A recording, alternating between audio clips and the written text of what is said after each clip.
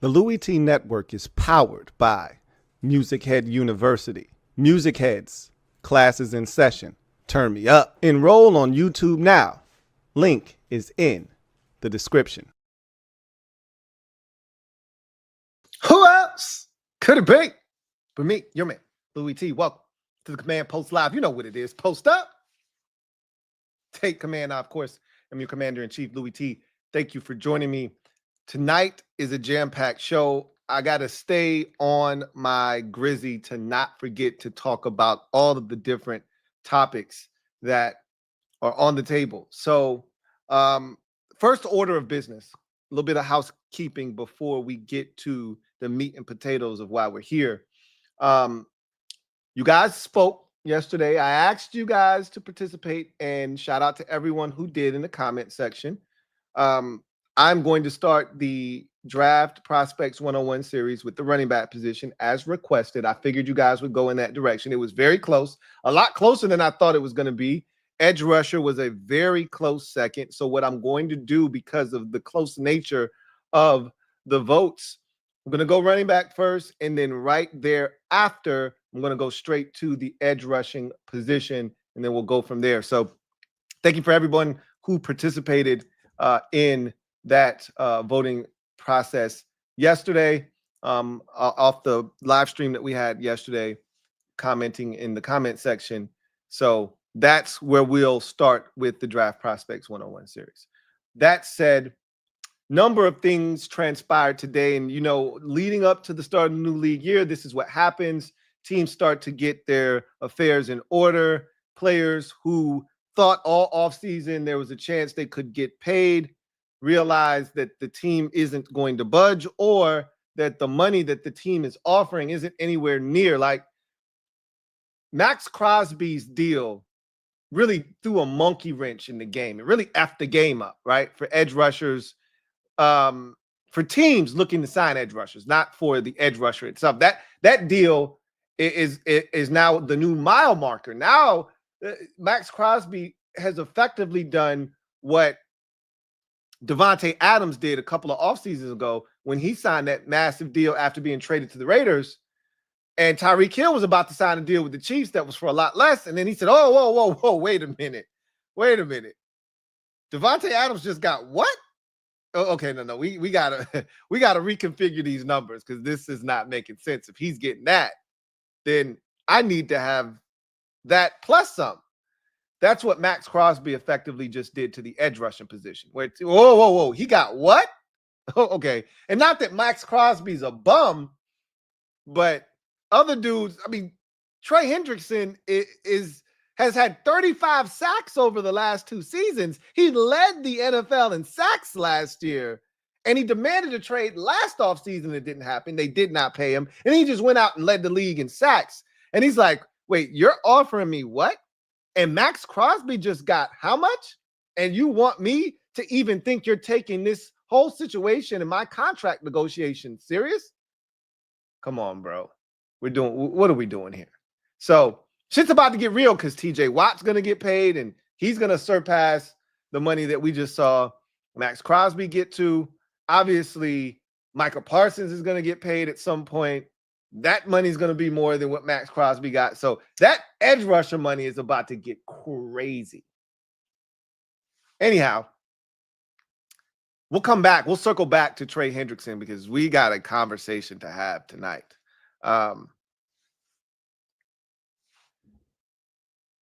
Let's talk about some opportunities that have gone by the wayside. Last night, everything felt like it was coming together. The plan seemed to be working to perfection. We were lining them up, and Adam Peters was going to have a chance to just knock them down one by one. Bam, bam, bam, bam.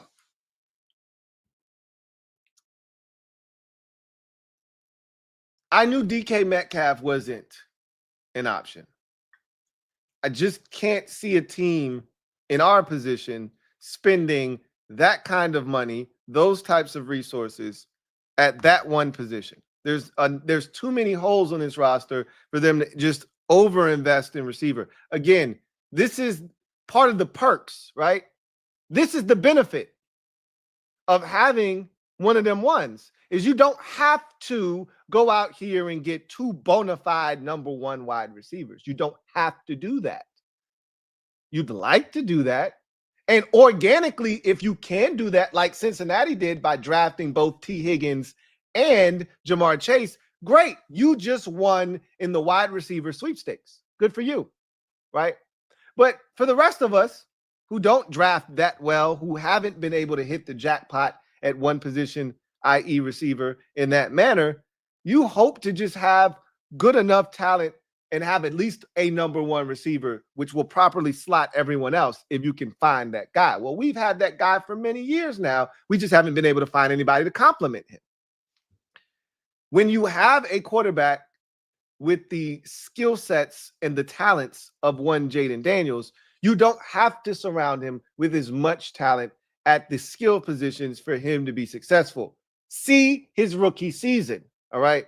You need look no further than last year and the talent or lack thereof. And I'm not here to shit on what was here last year, but we can all be honest with ourselves. He wasn't working with grade A talent around him last season. That's an understatement. And for him to go out and do the things that he did, lead this team to where he led them, you get it. You understand, right?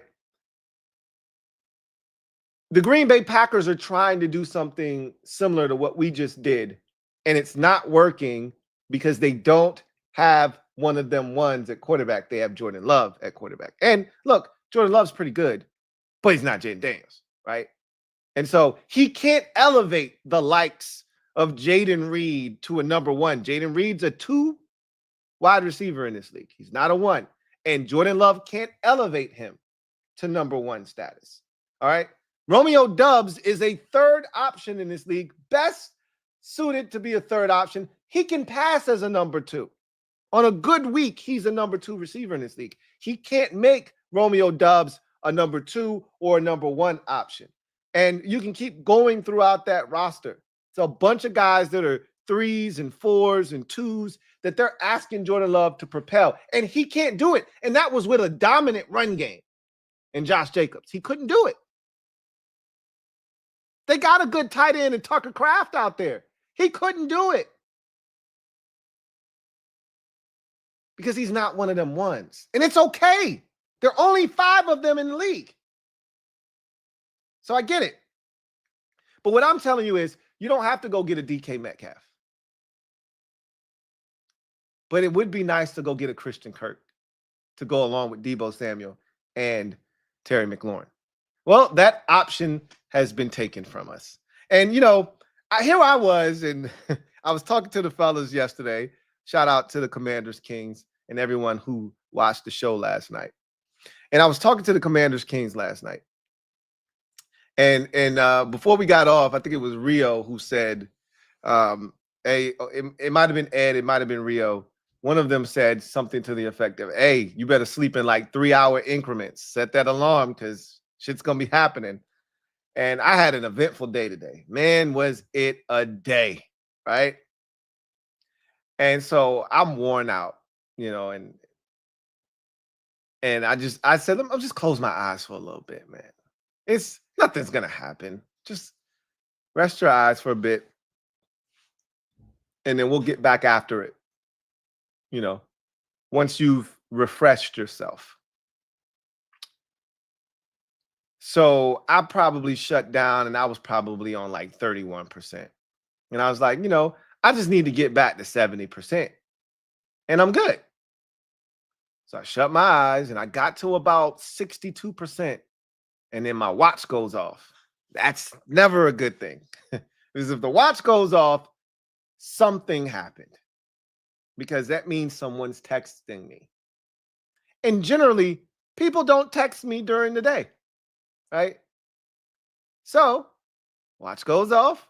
Sure enough, it's the Commander Kings. And all I see is Kirk's out. Or Kirk's gone. Something to that effect. I think it was like Kirk's gone.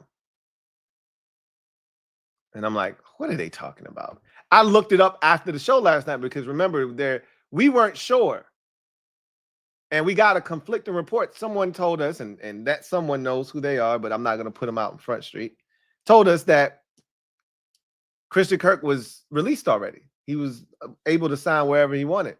And I didn't run with it because I've learned over the years, you don't listen to the comment section, okay? Because just like sometimes you can't listen to me. I mean, I've been telling you, we got 3 7th-round picks. I've been telling you all kinds of shit. I told you the tampering period started Saturday. This is why I tell you this time of the year, believe half of what you see, none of what you hear, even if it's spat by me, your man, Louie T.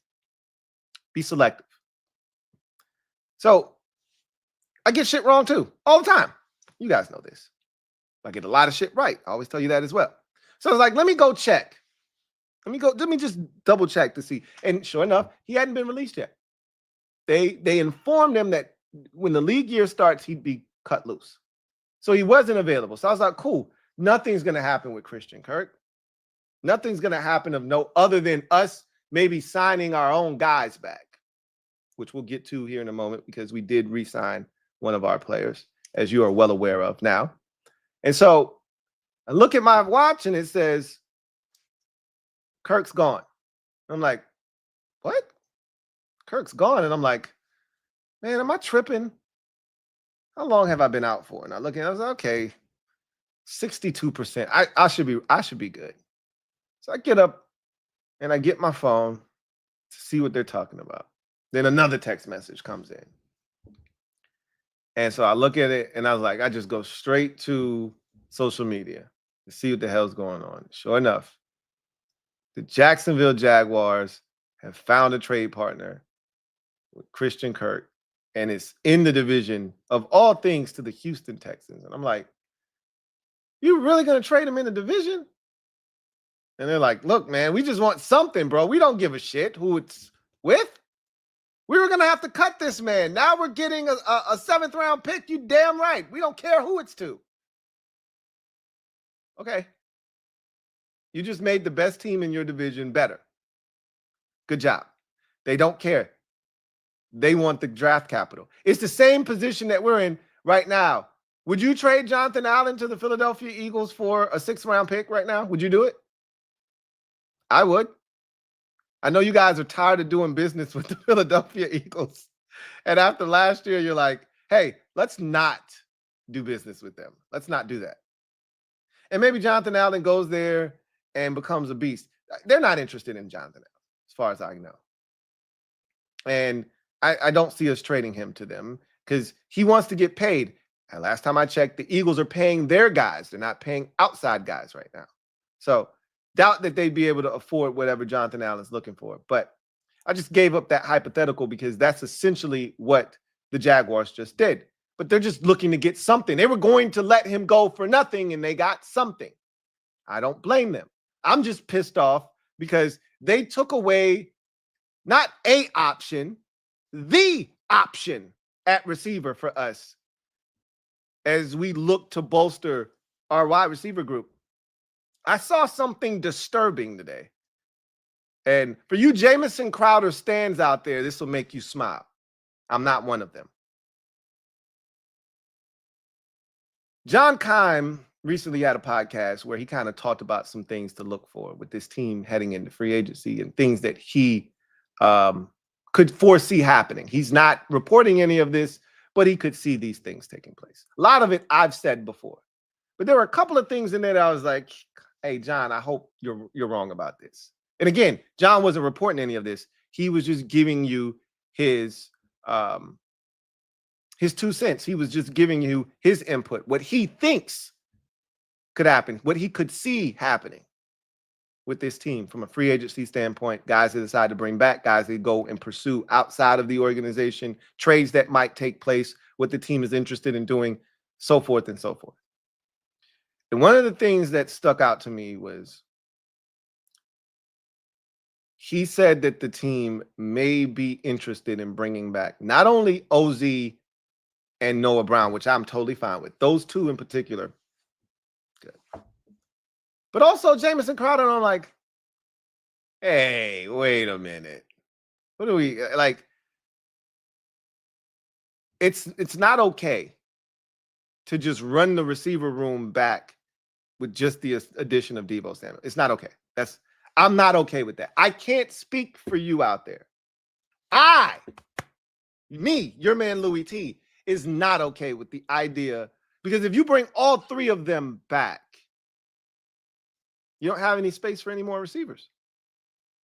That's 6 receivers. Because a lot of you conveniently forget about Luke McCaffrey. He's on this roster. Like Ed yesterday kept saying, I don't know about. There's nothing to talk about. Luke McCaffrey isn't going anywhere. They spent a 3rd-round pick on this man.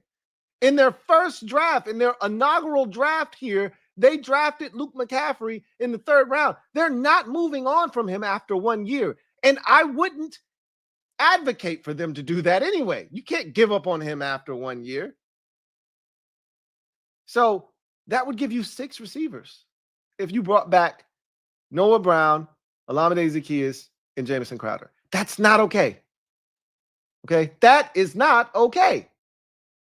2 of them I said was okay. Because I could foresee a situation where you either went with no other free agent, drafted a rookie, and brought back 2 guys, or you signed a free agent to go along with Terry and Deebo Samuel and Luke McCaffrey, and then you didn't draft a guy, right? You signed a veteran, another veteran, and you did not draft a receiver, and then you brought back 2 of the veterans that were here last year. I was okay with that because that's a drastically different room. You added 2 outside bodies to a room that desperately needed an upgrade. I'm okay with that. And you're looking for improvement in year 2 for Luke McCaffrey. I'm okay with that. What I'm not okay with is running the entire room back, removing Dyami Brown, replacing him with Deebo Samuel, and saying, hey, you're good at receiver now. Not okay with that. So I hope that's not what they're planning on doing. I hope there are enough options out there. And again, I'm not telling you that these are great options, by the way. My favorite option is gone. The young, cheap option of Tutu Atwell, he's gone now. So Christian Kirk and Tutu Atwell, in one fell swoop, both of them have been taken off the board. Those were my guys. You know that. I was adamant we're getting Christian Kirk. And then Jacksonville just screwed us. I don't blame them. I am not mad at them for saying, hey, we got something. I'm hoping we can do the same thing with Jonathan Allen. I'm praying that we don't have to just cut this man, that someone will say, hey, I'll give you a 7th-round pick for Jonathan Allen. Hey, I'll take it at this point. Give me something, right? This is a very, very desolate wide receiver free agency draft group, right? You know, people keep telling me Dyami Brown's not going to get paid. And I'm like, did you see the money Tutu Atwell just got on a 1-year deal? You know, the cap went up. It didn't go down, right? There's more money for these teams to spend. You are aware of this, right? There aren't a lot of young, talented receivers available. Why do you think the Rams just gave Tutu Atwell $10 million for 1 year of service? Why do you think they did that? Because when you look around, it's only Dyami Brown, Josh Palmer, and Elijah Moore that are young and talented that you can go out and say, hey, I can sign this guy to a 2 or 3 year deal and have him not be 31, 32 years old when that contract is up. They're the only guys that are south of 27 that are young, talented, that have upside and are going into the prime of their careers, whatever that may look like. All of those guys have untapped potential and they're still young.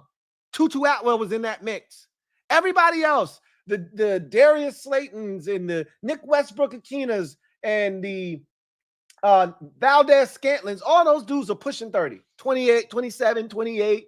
You know, by the time the season starts, they're 28, they're 29, right? You get 2 years of service out of them. They're 30, they're 31 years old, somewhere in that neighborhood. And then the rest of the dudes are old farts. DeAndre Hopkins and Keenan Allen and all those types of guys. Chris Godwin may be available. He's going to cost money too, and he's coming off of a major injury.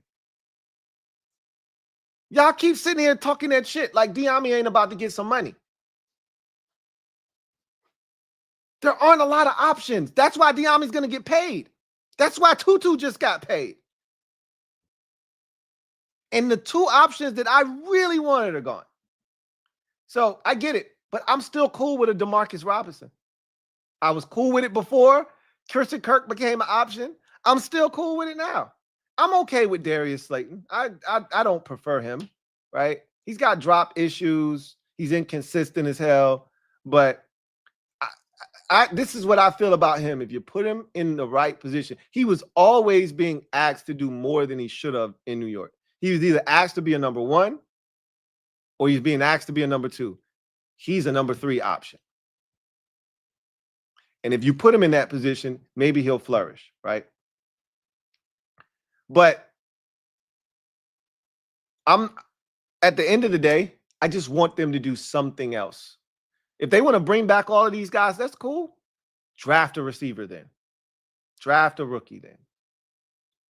And again, when you have limited resources in the draft like we do, again, somebody's not getting drafted. One of these positions ain't getting drafted. And I made that point last night on the Commanders Kings channel that one of these positions ain't getting drafted. And right now, I can see it being a receiver. You drafted one last year, we'll pass on that this year. Well, if you're going to pass, you better go out and get another free agent wide receiver, one that you can sign to a multi-year deal. Deebo's here as a rental. You need a guy that can be here this year and next year at bare minimum, a 2-year deal. So that's something that was really on a day that I thought was really good for the Commanders. This was a good day today. A lot of things happened positively for this organization. Again, options. All I asked for are options.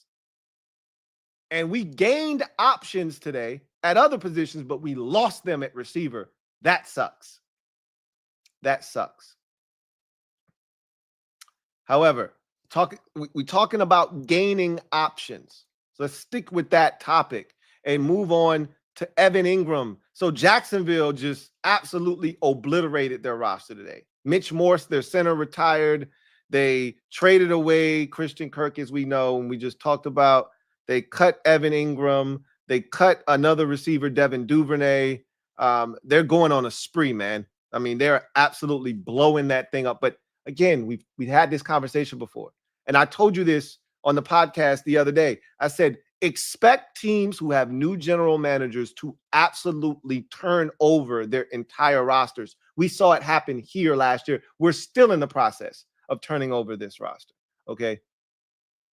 Expect teams who have new general managers to do exactly that. And that's what you're seeing in Jacksonville right now. New GM, new head coach. All right, let's blow this shit up. We showed up here. It was a disaster. Let's get all this money off the books. Let's clean this shit up, and let's get our guys in here, right? That's what they're doing in Jacksonville.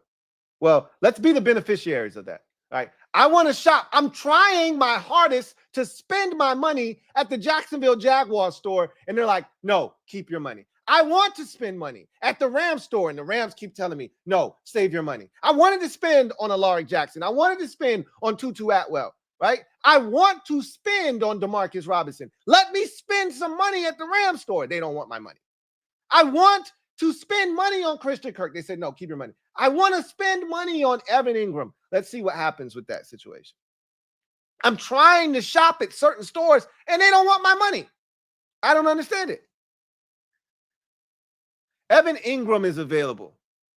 Something else, and this is the last thing we'll talk about from the John Kahn podcast that he recently put out, where he kind of gave his thoughts on what he, projects the Commanders to do.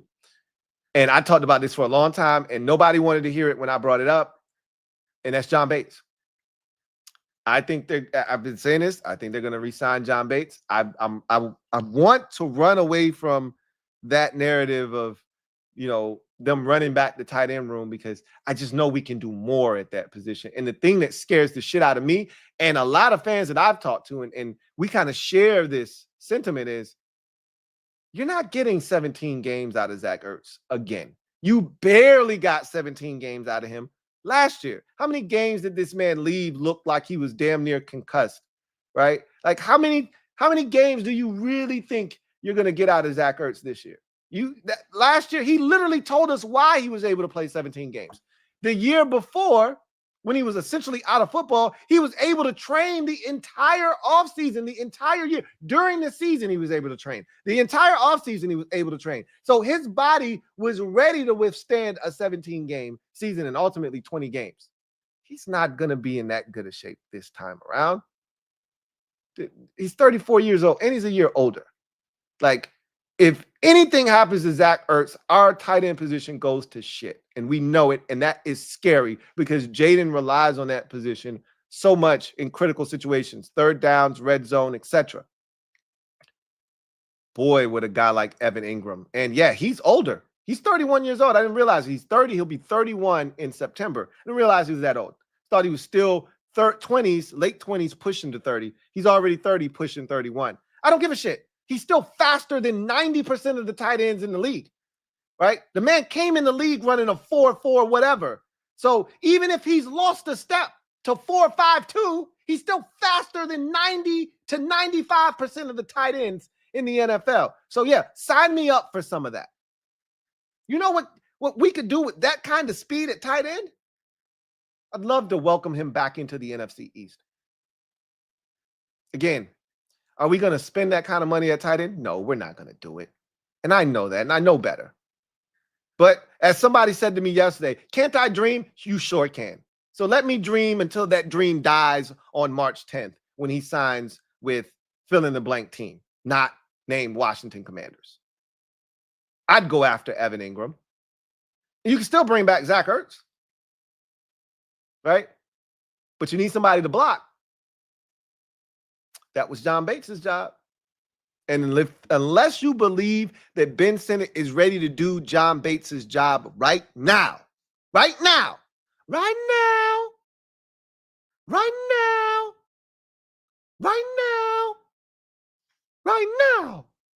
you can't do it. A lot of people told me and gave me shit about talking about John Bates and his blocking ability.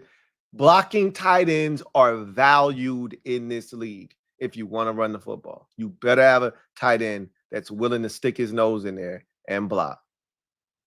And John Bates knows his role. You can throw him a bone every now and again, but Bates is going to do his job. He's going to put somebody's dick in the dirt. And not every tight end is doing that. And you need one of those dudes. If you're serious about running the football, if you want to go back to being the 2018 Redskins, the 2017 Redskins that couldn't run the ball worth a damn because you had Jordan Reed and Vernon Davis at tight end, go right ahead. Go right ahead. Knock yourself out. We saw what that shit was like when you had a whole bunch of athletic tight ends that didn't give a damn about blocking. Go right ahead.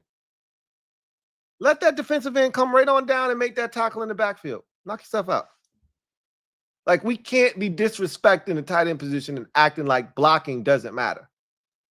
So Bates is in play, whether you like it or not. I would prefer Evan Ingram, but again, at what expense, right? Are you willing to? We bitched and moaned about the run game not being as effective. You think taking away John Bates makes it more effective or less effective? You can't have it all, right? Can't have your cake and eat it too. I just worry about Zach Ertz staying healthy because we re-signed Bobby Wagner. We're going to talk about that here in a second. They're going to re-sign Zach Ertz, and they should. They should re-sign Zach Ertz. I just would like a little bit of insurance behind him. And if you bring back the tight end room as is, there is zero insurance as of right now, unless Ben Sinnott takes a monumental leap, not step, leap. The man had 5 catches last season. Now on 5 targets. Okay. So when every time it was thrown to him, he caught it. But again, man had 5 catches last season.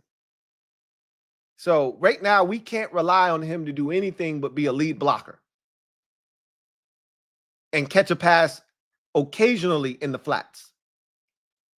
So until that changes, hard to feel confident about what you have depth-wise from a receiving standpoint at the tight end position behind Ertz. Now, if Ertz stays healthy, this is a moot point and an irrelevant conversation. Let's just hope that he does stay healthy because they're going to re-sign him, and they should.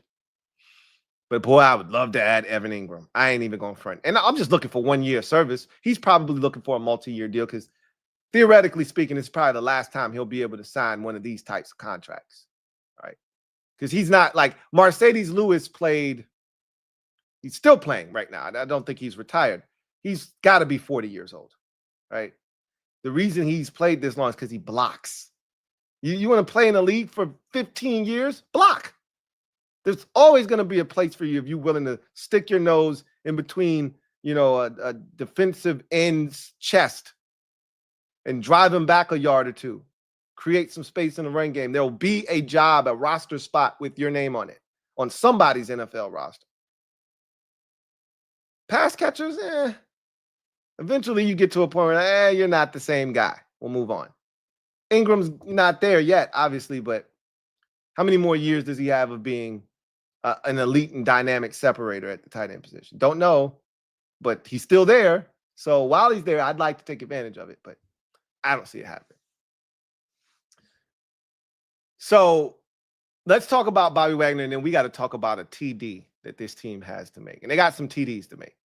They got some big TDs. I said TDs. Get your head out of the gutter, guys. For those of you who are longtime watchers, you know what TDs are. Tough decisions. Not touchdowns. Tough decisions they've got to make. I'm going to talk about a couple of those here in a second, but this wasn't a tough decision that we're about to talk about. So that's Bobby Wagner being re-signed here on a one-year deal that can get upwards of $10 million, like 9 and some change, but a base of $8 million with, bonuses. It could get to almost 10. Good for Bobby. He deserves it. He was outstanding. He was an all-pro last year for us. He's one of the brains of the operation defensively, and he's the quarterback's best friend on the roster. There's a lot of reasons why you bring Bobby Wagner back, but before you get to any of them on the field, it all starts with everything he did off the field, culture-wise, and being a great example for the guys in the locker room, being the best friend of the quarterback. It was just too many reasons why you bring Bobby Wagner back before you even get to the reasons on the field and the play on the field. I mean, his passionate speech to the team when we were in the midst of a 3-game losing streak, you could argue was one of the biggest things to help catapult this team to a 5-game win streak to end the regular season, and then parlay that momentum that they gained from the 5-game heater to end the season into the postseason and 2 road victories all the way to the NFC Championship game. Hey, that speech he gave the team was huge. Guys talked about it for weeks upon weeks. The media came after the team during the 3-game loser streak, and Bobby Wagner looked them right in their face and said, this narrative will change. This is not a good team. It's a great team. And when we win 3 or 4 games in a row, you guys will be asking me different questions. And he nailed it. Then you get on the field, and he's still an elite linebacker. Doesn't have the speed he once did, but still making every tackle that he can get to. And like I said, made the biggest play in the playoffs for us. That he doesn't recover that Tampa fumble, we don't get out of the wild card game. Even with Jaden's heroics in that game, we don't make it. Defense wasn't getting a stop. So glad to have Bobby back in the saddle. I think he's the first of about 4 or 5 guys that get re-signed here as we approach the tampering window on Monday. They're not done yet. And I wouldn't be shocked if you hear 2 or 3 more guys get signed tomorrow or Saturday over the next 48 to 72 hours. So good for Bobby. And I think it's about to set off a chain of events where we start seeing guys getting signed, right? Now let's talk about some TDs that have to be made. That wasn't one.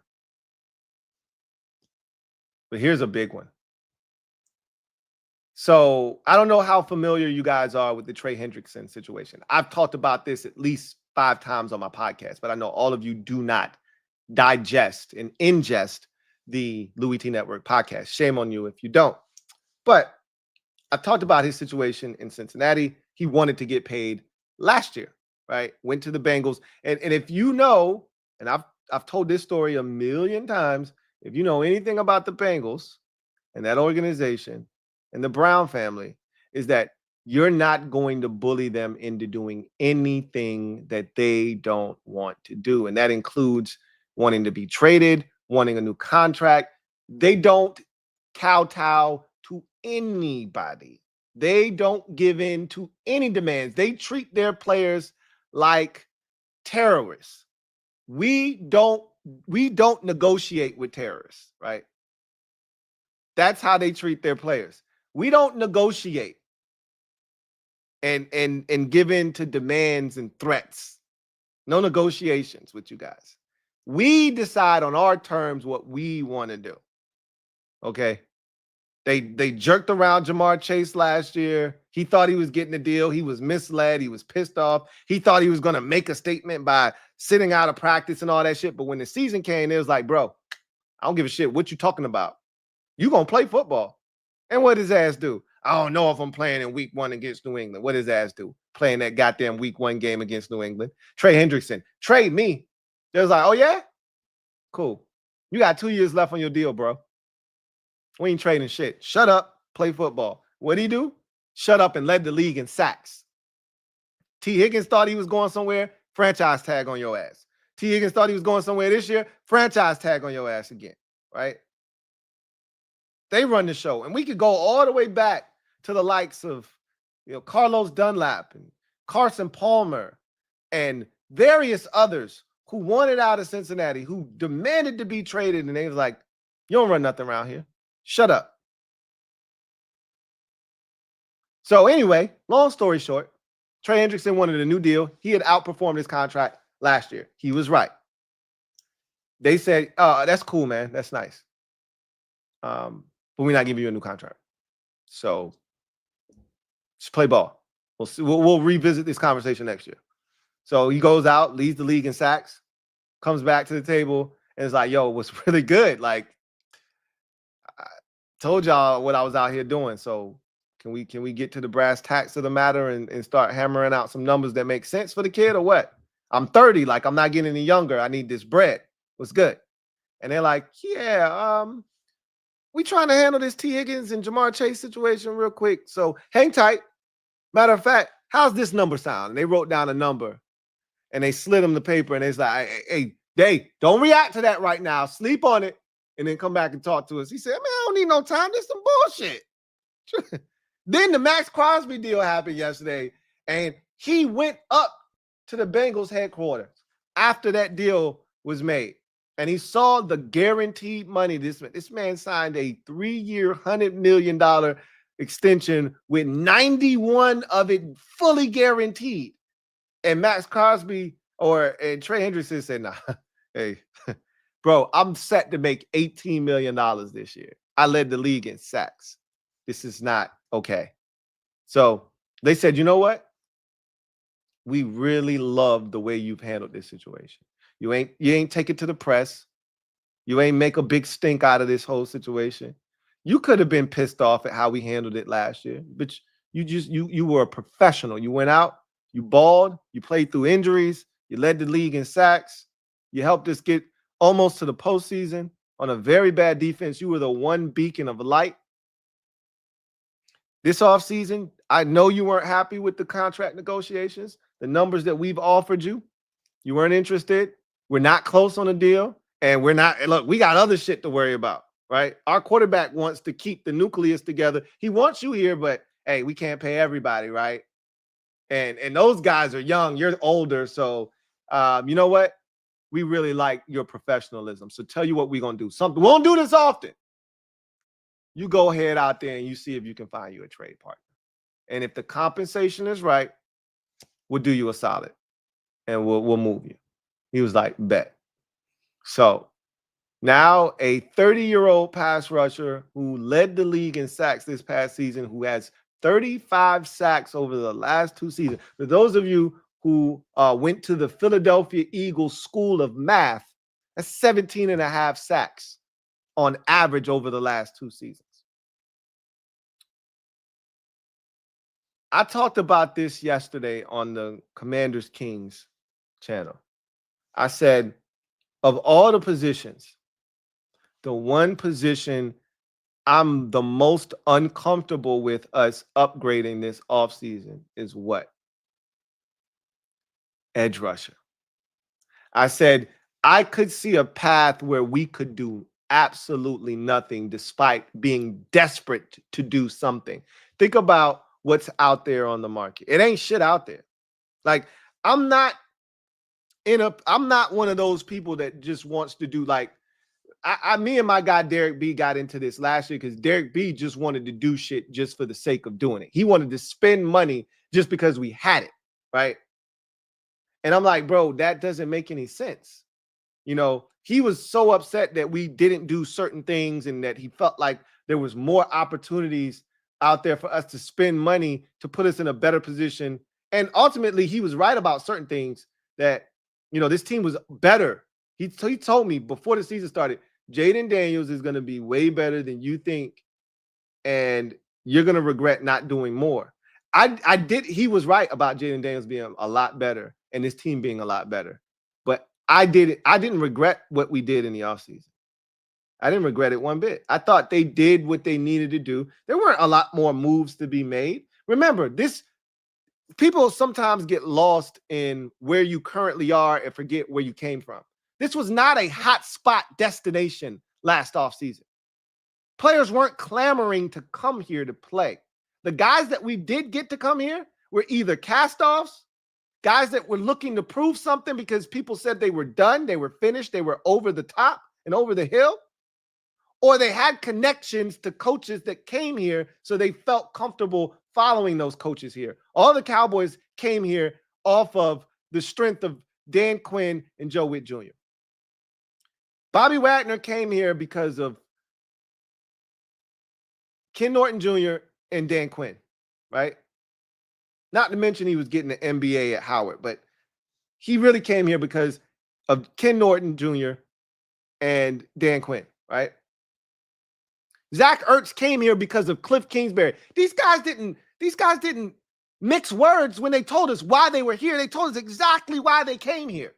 They didn't come here because, oh, I think this Jaden Daniels kid is going to be special. Oh, I want to play for this Washington Commanders organization. They came here because of connections. Or in the case of Austin Eckler, who I think also came here because of a connection to Anthony Lynn, who was the running backs coach, who was his head coach in LA, who gave him a chance to break into the league. But he also was told that he was over the hill, right? That his career was over. He was on the downside. He was washed. So he was looking to prove people wrong. And we were willing to give him an opportunity to prove that he could still play at a high level. But I still also think he was here because of connection. So Hollywood Brown wasn't coming here. I don't like, unless we gave him some inordinate amount of money, which we weren't going to do last season. Didn't make sense to do that. If I said, hey, you could go play with Patrick Mahomes or a rookie quarterback,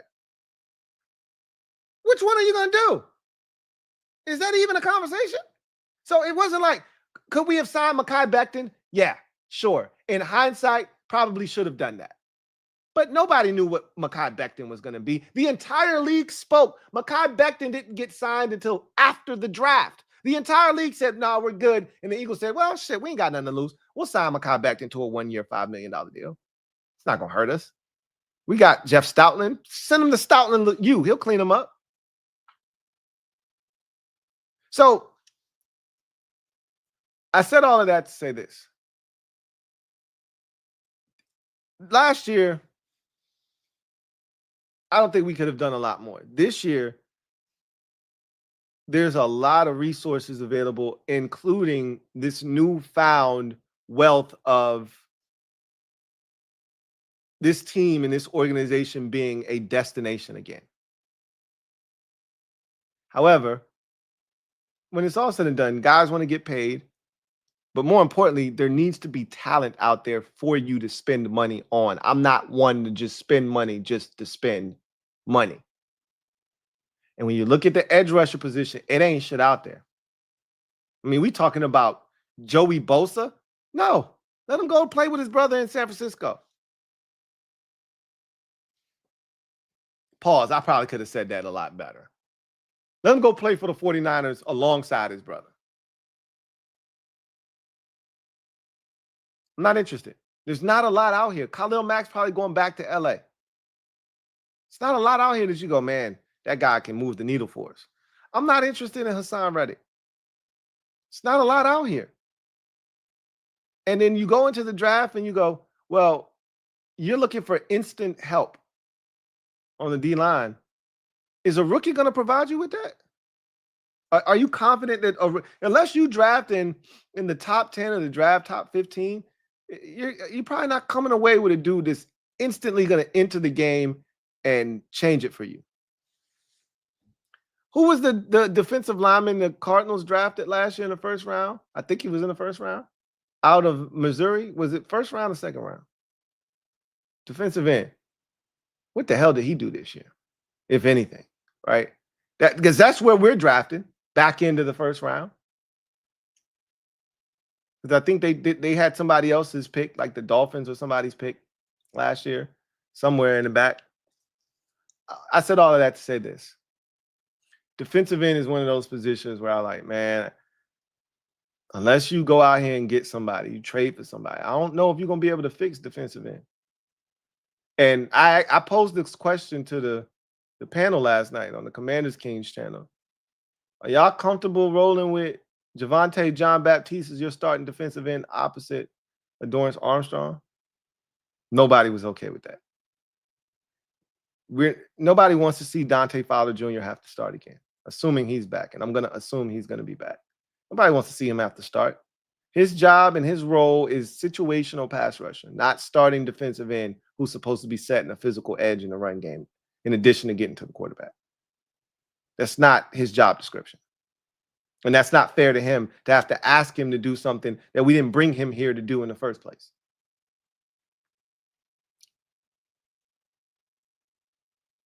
So the tough decision for the Commanders is, how much draft capital are you willing to part ways with? How much are you willing to punt on this year's draft to upgrade the roster now? That's the question you got to ask yourself. Because as we know, we only got 6 picks in this year's draft. A 1, a 2, a 3, a 6, and 2 7s. After our pick in the 3rd round at 79, we don't pick again until the 200s. I didn't stutter. We don't pick again until the 200s. That means we don't have a pick in the 80s, the 90s, no picks in the 100s, right? We don't have another pick until 207.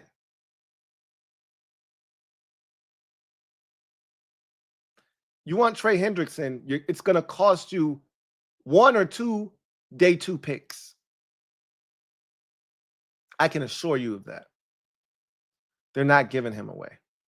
And they're very comfortable with him coming back and playing out the last year. He's not comfortable with coming back and playing out the final year of his deal at $18 million, but they are more than comfortable of letting him play this final year of his deal at $18 million. And it ain't a damn thing he can do about it. And the Bengals don't give a shit. They are not the Browns. They are not going to succumb to the pressure of, oh, he's not happy. They don't care. They've proven it time and time again. They are not going to give Trey Hendrickson away. Trust me when I tell you, there are a lot of things that you can say about the Brown family. All right? A lot of things you can say. They're very cheap. Very cheap. But they're not stupid. I say this about Jerry Jones all the time. Jerry Jones is batshit crazy. Crazy. Arrogant, pompous. He's a lot of things. Narcissist. All of it. Right? All of those things describe, and there are other adjectives I could use to describe Jerry Jones. But what he's not is stupid. He ain't dumb. Neither is Paul Brown. Or whatever his name is. I might be mixing up the Browns. He ain't stupid either. They ain't giving him away. Duke Tobin is a figurehead out there as a general manager. Brown is running the show out there. And he ain't giving away Trey Hendrickson. You're going to have to really move them with a deal. And, people love throwing out these, stupid ass deal. Oh, let's give them a 4th round pick. They not trading Trey Hendrickson for a 4th round pick. The man led the league in sacks last year. This is a premium player at a premium position coming off of one of the best seasons of his career. They're not giving this man away. Now, the season before was even better, but not giving this man away. Trust me. So what I'm telling you is, are you comfortable parting ways with a 2 and a 3? Are you comfortable having a first-round pick and not picking again until the 6th round? Because that's what it'll take to get Trey Hendrickson. Or you could just give them 29 and keep your 2nd and 3rd round picks. That's a possibility too. I don't know of many other teams that might be willing to give up a 1 for him. Ours is damn near a 2 already, so I mean, it is what it is. But that's what it's going to take. Something along those lines. You give up 29, or you give up 58 and 79, or you, because if you had like, you know, maybe you could find a way to give up 58 and your 6th round pick, 207 overall. Maybe do that. Keep your 3rd round pick. But again, it's going to take something along those lines. Trey Hendrickson ain't coming cheap. And here's the other tough decision, right? And I'm trust me, I'm willing to do it, by the way, just so we're clear. I'm willing, because I know what's in front of us. I know the opportunity that we have and the window that is in front of us. And not that this window is closing anytime soon, because if Jaden Daniels is what I think he is, which you can't convince me otherwise, one of them ones, this window ain't closing no time soon. We got a Super Bowl window that is as wide as the Grand Canyon. The only difference is it's wider when he's on a rookie contract. So you got to maximize it, right? You got roughly 3 years to maximize Jaden Daniels on this rookie contract, because you got this coming up season, the next season, then you got to give him a deal going into that 4th year. But that first year of that contract, the number probably won't be too high. The base salary won't be too high. It's not till that 2nd year of the deal where that number is probably going to balloon to some massive amount, which we're more than happy to pay. More than happy to pay. So you got to take advantage of this. But this is the other tough decision. And you can't wait. You got to make a decision. You've called the Browns numerous times, and they keep telling you the same thing over and over. Myles Garrett is not on the block. We are not trading Myles Garrett. And I believe that, by the way. I do believe that, which is why I'm all in on Trey Hendrickson if they want to go that direction. However, what if we get to the draft and they realize, what are we doing, man? This guy doesn't want to play here. We don't want the headache. We could really use him as a piece to help turn this thing around and build this thing the way we want to build it. What are we doing? And if you go in on Trey Hendrickson and then Myles Garrett becomes available, what do? Right? You're screwed at that point. And there's an age difference between the two. And there's a talent difference between the two. And while Hendrickson is really good, he ain't the, 2-time defensive player of the year, and if I'm not mistaken, runner-up in league MVP or something like that. I don't think he's won league MVP, but he's won defensive player of the year, I think twice in his career as Myles Garrett. I think Hendrickson finished runner-up last year in defensive player of the year. But again, if you trade for Trey Hendrickson, any Myles Garrett conversation is dead. And if he becomes available down the road, you've screwed yourself. But can you afford to wait? Then somebody else trades for Trey Hendrickson because the Colts are interested. The Falcons are interested. Like, there are a lot of teams that could use a difference-making pass rusher. Like, the Patriots, they got the money. I don't know if Hendrickson's tripping about, I think he wants to get paid, but at the same time, I think he would like to win. There are other teams that could use an edge rusher of his caliber, who have the cap space to pay him, who are going to give him a chance to win a Super Bowl. New England ain't it, but they got the money. Atlanta's still looking. That's why they traded for Matthew Judon last year. He ain't giving what they thought he were getting, right? That's why he's on the free agent market this year is Matthew Judon, right? Not interested, okay?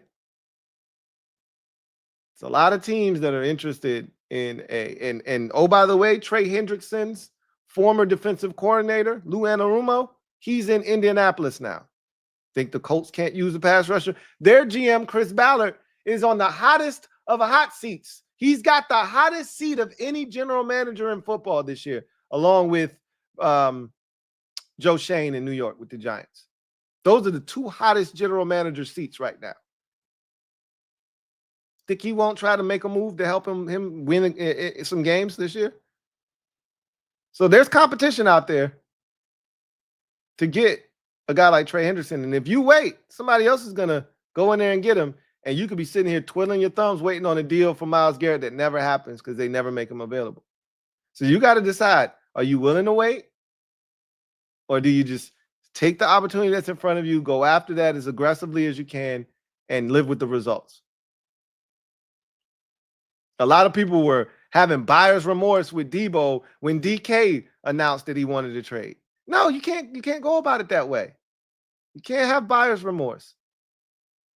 We got the guy that we were supposed to get. That's how this thing works. So, some tough decisions to be made.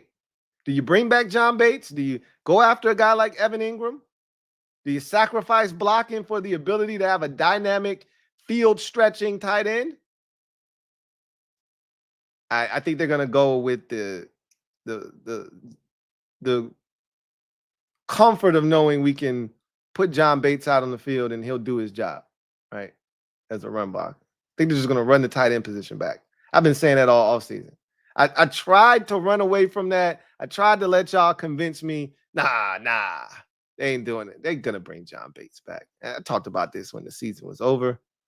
Do you go after Trey Hendrickson?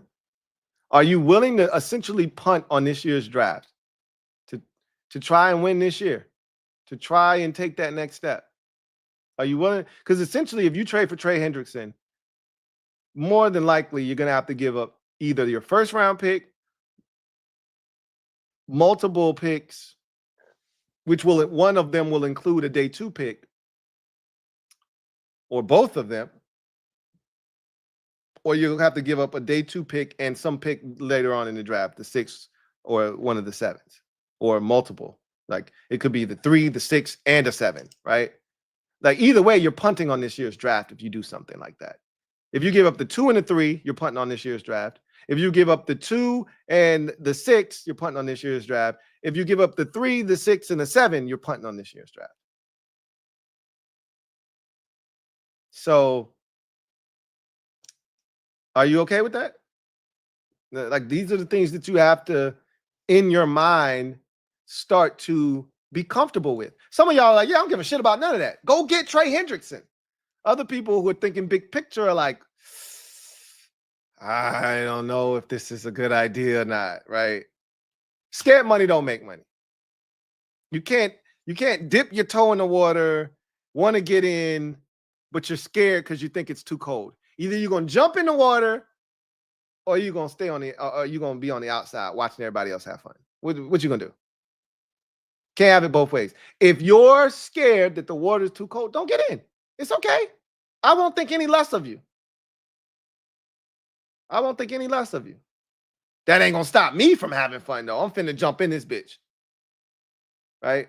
I ain't even going to give my body a chance to think about it. We jumping in. Right? I ain't even checking the temp to see how cold it is, because that's going to make me start playing mind games with myself. Like, yo, that shit felt cold as a bitch. My toe right now is freezing. Do I really want to get in this water? I'm not even thinking about it. If Trey Hendrickson is available, which we know he is, and they're willing to deal him, you got to pick up the phone, which I already know Chef P has done. And if you believe the Jordan Schultz report that we're interested, and what was the other team's name? I'm going to look up this report real quick.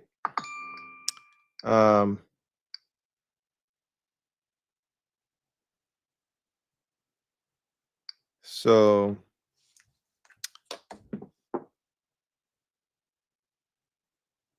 shout out to my girl, Miss Perry, who writes, Jordan Schultz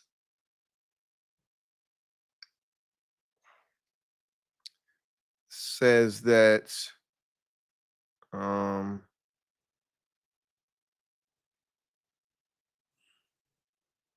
see what the market looks like. The Falcons, like the Commanders, have also been monitoring the Trey Hendrickson situation. With his trade request now official, more teams are getting involved in the Bengals all-pro pass rushing defensive end. So the Falcons, the Colts, obviously us. There are other teams that are interested as well. Don't fool yourselves into thinking, oh, we can just toss them a second and they'll be fine. Oh, we can just give them a third round pick and that should get the job done. No, it's not. Trust me. This is what I talked about with Myles Garrett. When you have other suitors, when you have other teams interested, it turns into a pseudo bidding war. And now you have to ask yourself, what is too much? Because again, those teams may not be willing to go into the first round, right? Falcons may not be willing to give up their first round pick. And the Patriots may not be willing to give up their first round pick.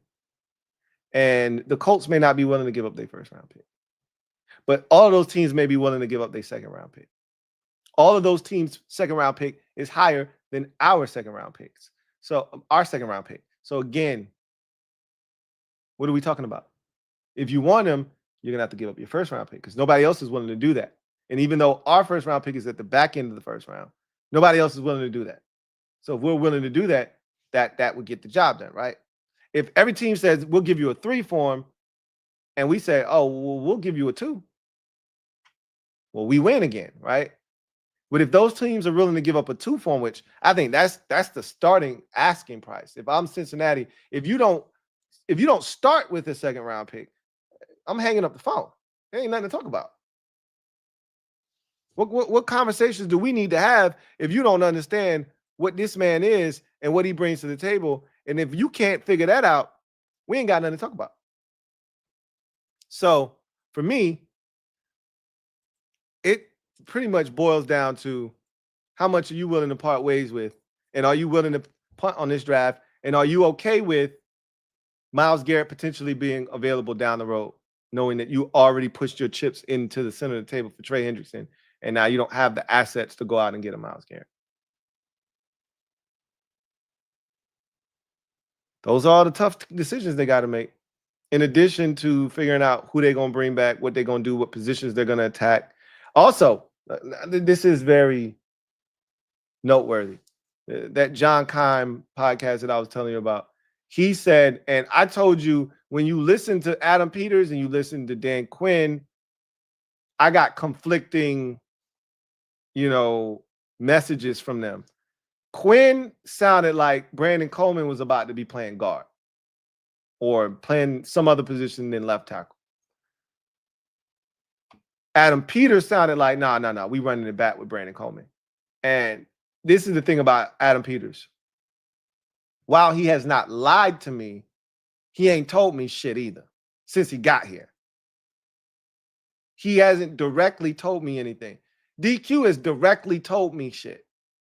Directly and indirectly. Since Adam Peters has gotten here, he has said nothing. Which is a good thing, by the way. This is not me knocking him. He's done a great job of having a poker face, not answering questions while answering them, and essentially not giving you anything that you can run with. Dan Quinn pretty much said we're going to look at everything. We're going to explore all options, which left the door open, which felt like, because if they were sold on him, DQ would have been like, no, we rolling with him. Like he's been definitive with players in the past, right? I think they're open to the idea. I don't think they're pressed, but I do think they're open to the idea of upgrading the offensive line. moving Coleman around. Obviously, you got the Crosby injury, and you have to do something. My biggest thing is you have to upgrade the depth of the offensive line. We can't be in the same position we were in last year when injuries. Like, if you just ran the offensive line back, and I brought this up on the Commanders Kings channel yesterday. I brought it up on my channel, probably yesterday, day before that. Like, when this offensive line was healthy, we can't act like they won't ball in. You can't act like AQ Shipley wasn't giving them an award on the Pat McAfee podcast every week. It got to the point where other fan bases, i.e. the Chicago Bears fan base, was like, oh, you guys got an offensive line for your quarterback. Like, whoa, wait a minute. We were one of the worst offensive lines going into the season. Everybody was shitting on us, telling us how bad our offensive line was going to be. You were the ones that's supposed to have all this talent around Caleb Williams. You were the ones that's supposed to have all this offensive line protection for Caleb Williams. You were the one that was supposed to be dropping Caleb Williams into the perfect environment for him to succeed. Now, all of a sudden, we got this pristine offensive line. Bullshit. When they were healthy, though, they was getting the job done. But as they showed last year, not going to be able to stay healthy for the entire season. Now, are we? This is where the depth comes into play, and this is where you need to have quality guys behind your frontline starters.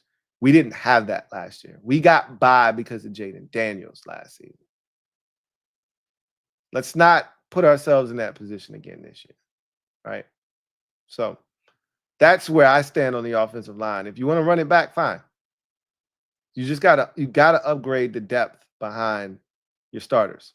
But I think there's an opportunity for them to upgrade where they go out and go get a left tackle, and kick Coleman to either right tackle or inside the guard and start shuffling around some of those pieces. I think that's still a possibility. I wouldn't close the door on that if I were you guys.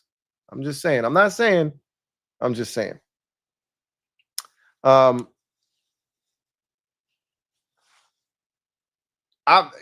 So here's the last thing I'm going to bring up, and then we'll start to transition into other things tonight. Of all the guys that felt like locks to bring back, the one that I'm starting to question, because Rio had threw out last night that what if all these guys that we just assumed they were bringing back, they weren't? And I was like, nah, I don't see it happening. Like, he was like, what if they went after Nick Bolton? And I was like, yeah, I don't see them going after Nick Bolton. They're bringing back Bobby because they believe in Jordan McGee. And if you believe in McGee, you can't go out and get Dre Greenlaw. You can't go out and get Nick Bolton, because those guys are coming in here to start, and they're not coming in here on one-year deals. They're coming in here to start for multiple years. So if you believe in Jordan McGee, which I believe they do, and I believe in Jordan McGee as well. Not that it matters, but I believe in him too. I loved what I saw out of him, the very, very small sample size that we got. You need Bobby Wagner. And if everything would have gone the way that they planned for it to go last year, they would not have resigned Bobby Wagner this year. Even though he was an all-pro, they would have allowed Jordan McGee. If Jordan McGee would have stayed healthy the entire year, played alongside Bobby Wagner, gotten those reps, and he showed flashes of being ready to take over, they would have been starting Jordan McGee this year. That's what they're going to do next year, assuming health for Jordan McGee, obviously, this year. So that never felt like something they were going to do. And they're bringing back Zach Ertz. Those were no-brainers to me. Tress Way feels like a no-brainer. They re-signed Zane Gonzalez to a one-year deal. I'm pretty sure you guys saw that for a vet minimum, I believe. That doesn't ensure that he's going to be our kicker week one. All that means is we have a kicker on the roster, and push come to shove, if we draft a kicker in the 7th round, which I totally expect them to do, right? Or get an undrafted guy, be one of the first guys they sign after the draft is over as a kicker. I expect them to bring in competition. But worst case scenario, if you don't love what the competition provides you in the offseason, you got a kicker on the roster in Zane Gonzalez, right? So they did that. which we talked about last night on the Commanders Kings. We knew they were bringing back a kicker. And I told y'all they were done. They were done with your boy once he missed that kick against Dallas. They were done with him. His name became a swear word in the building. You couldn't even bring him up. DQ was swatting that shit away like Dikembe. Get that shit out of here. Don't bring up Austin Cybert's name to me. Don't bring him up. You know he won't come back. But the one that's starting to feel like Tress is going to be back. Bobby's back. Zach's going to be back. There's certain dudes you knew, hey, they coming back. I told y'all OZ felt almost inevitable to be back because that's DQ's guy, right? There's certain dudes that kind of set tones around here. OZ was one of those dudes, right? He talked about OZ like he was Rudy or some shit.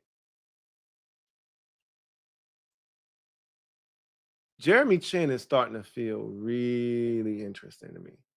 Of all the guys that we just assumed, yeah, he going to be back. Jeremy Chin is starting to feel really interesting to me.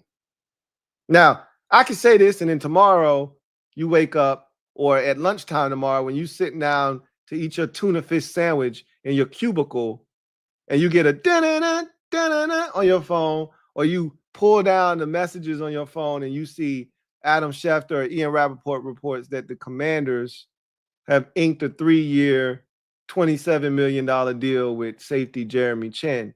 And you go, oh, okay. Louie T was talking about some shit with him yesterday. And look, we just signed him. That could happen tomorrow. But the longer that shit drags out, the more interesting it gets because they got a price in mind as far as how far, how high they want to go. Same with Dyami Brown. I think they're interested in bringing Dyami back. I think personally Dyami wants a fresh start. I don't think if he has a choice, I think he wants to go somewhere else. I think he felt slighted by how they handled him last season. He thought he was going to get a chance to be wide receiver 2. They gave him every indication that he was going to get that opportunity. Noah Brown becomes available right before the start of the season. They sign him. He comes in. Dyami gets pushed to the back of the line. And it's not until Noah Brown goes down that they go back to Dyami, and then he plays well. So I think he felt some type of way about that. And if given an opportunity, if the money's equal or it's close somewhere else, I think he might choose to go somewhere else. That said, Chin feels like the one where I'm like, There's options at safety now. There's options at safety, but the only one that I think makes sense if you're going to try to replace Jeremy Chin is Talanoa Hufanga. He's the only one. They're not looking for the safety from Jacksonville. Tell you what his name is. Andre Cisco. They're not looking at Andre Cisco. He's a free safety. They got Quan Martin. They're not interested in another free safety. Now, we played 3 safety looks all the time, but the role that is filled on this team by Jeremy Chin is that physical, come down in the box as an extra linebacker type of defender, can play over some tight ends. Not always the best at doing it, but he can do it. And, just kind of a versatile player. I don't know if Hufanga is all of that, but Adam Peters would know. He was with him in San Francisco, part of the brain trust that drafted him. And just a sidebar conversation. And I don't think we had this conversation. I know I'm all over the place tonight, but I told you we had a lot to talk about. Some people brought this up. And it may not be a big deal. And it's not a big deal to a lot of y'all. But, some of us are petty. And so some people did bring this up. But when it pertains to Deebo Samuel, some people were, like, why did they trade him in the conference? yada, yada, yada. And then there was a part of an article that a lot of people kind of hung on, which was the relationship between the 49ers organization and Adam Peters might not be as rosy as everyone assumes. Like, and I was like, I understand why. I get it. If there's not as much like reverence for Adam Peters on their end as it is for everyone else. And that reason is Adam Peters was getting a lot of credit for transactions that were taking place. He is not the general manager. He was not the general manager in San Francisco. That's John Lynch. Yet, you talk to people and they will tell you that the architect of this was Adam Peters, or the guy responsible for that was Adam Peters. The guy that was the talent evaluator there that was really great and keen and had a sharp eye for talent in San Francisco was Adam Peters. If you're John Lynch, if you're Kyle Shanahan, and you feel like you've been doing all of this magnificent work and you've been the one constructing all of this, yet this man's getting a lot of the credit, how's that going to make you feel? Remember when Ron Rivera got here? And that first year, Ron had inherited your boy's son that was our pseudo, GM. I can't remember his name. As a matter of fact, I think his dad just passed away like maybe a year or two ago. But he was here. I think he ended up going to Atlanta, if I'm not mistaken. But that first year, we brought in all those free agents, won the division at 7-9, and a lot of those free agents were huge in that team. Kyle Smith, thank you, Dynamic Dave. Kyle Smith was here. And if you recall, we gave Kyle Smith all the credit for the J.D. McKissicks, for the Logan Thomases, for the Cornelius Lucases, for all the guys that came in here and played pivotal roles in us not being ass and ultimately outlasting the rest of a terrible division at 7-9, right? We gave him all the credit for that. And after the season, Ron fired him, brought in Martin Mayhew, and went on this tirade about how I brought those players in here. I did that. Those were my guys, right? Because nobody wants, that's the reason why Jerry Jones got rid of Jimmy Johnson, right? Ego. I don't want you getting all the credit for this. I need some of this credit. I'm the one that bought the Cowboys when this was a desolate franchise. I'm the guy that restored the Cowboys as America's team. I'm the guy that took them out of the doldrums and made them relevant again. Why is everybody giving Jimmy Johnson all the credit? Because he was the mastermind behind all of it. That's why. And in San Francisco, that's how it was going. If you think about what they've done, Adam Peters was getting a lot of credit for being a keen evaluator of talent with his extensive scouting background. Here's John Lynch, who was a former player, came out of the booth and just ended up with a GM job because Kyle Shanahan decided to give him a GM job. And here's this other guy that's young, talented, and has been in the scouting profession for damn near 20 years. And he's coming in here, and all of these talented players that the 49ers were able to acquire via the draft in various rounds. Who do you think they're giving the credit to? The scout, the longtime scout with a keen eye that's rising up the ranks, or the guy that just came out of the booth calling games for Fox?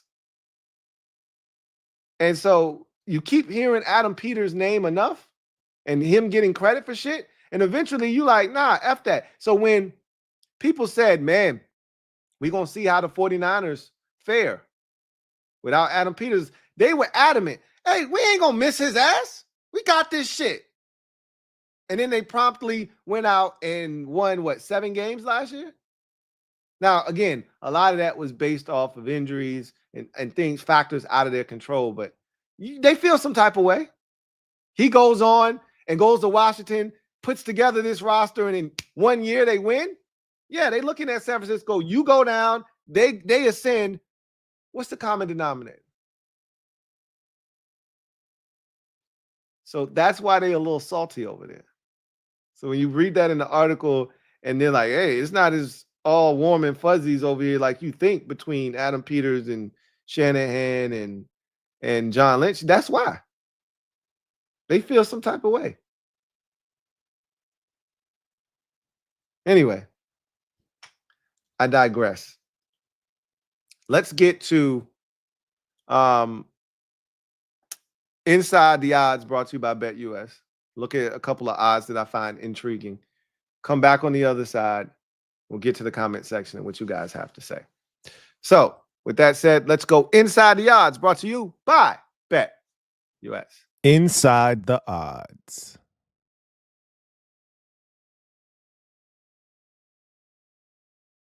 Looking for a new book?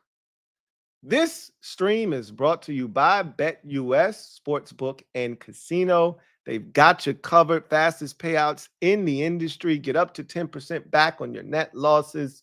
And of course, if you have never used the BetUS site before, you're in luck. I've got a promo code for you, YouTube150, to get you 150% sign-up bonus on your first deposit up to $2,000 and 125% sign-up bonus on your next two deposits up to $2,000 when you use the promo code YouTube150. Also, remember, bet responsibly. Do not bet more than you can afford to lose, and do not chase your losses. Gamble responsibly.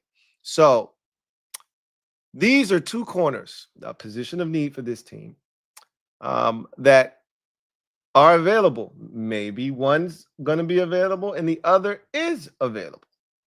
So I'm going to take this opportunity, and these odds that you see before you are straight off of the BetUS website. So check it out. A lot of interesting bets that you can make right now as to what players are going to be on what teams in week 1, which is what we're looking at right now. Futures bets on guys winning awards. Will guys break this record or that record? So many things you can get into. So hop over there, check it out. But Eagles fans are the worst. I love it. It's just comical. I'm just sitting back and enjoying the show, right? So Darius Slay was on a podcast here recently, and they asked him who are elite quarterbacks, and he said, well, there's a tier for him. And in that tier, there's 4 guys. I've said this a million times, right? I said that essentially there are 4 guys that you can't move in this league. I don't give a shit what happens, who comes into the league, until we see someone literally forcefully go in there and remove one of those guys from the top 4. That's etched in stone. Okay. Like I see guys making these lists and somehow Joe Burrow is out of your top 4. You're out of your damn mind. Okay. I see a list and somehow Lamar Jackson or Josh Allen is out of your top 4. You're out of your damn mind. Right. To me, that's where the list starts. Mahomes, Allen, Jackson, Burrow. Those 4, right? Those 4 are etched in stone. On that hand, that elite hand of the NFL, they're just looking for a thumb. That's it. And that thumb has been interchangeable. From year to year, 1 year Stafford wins the Super Bowl, he's the thumb, right? But when Brady won the Super Bowl in 2020, he was the thumb. Then the next year, Stafford won the Super Bowl, he became the thumb, right?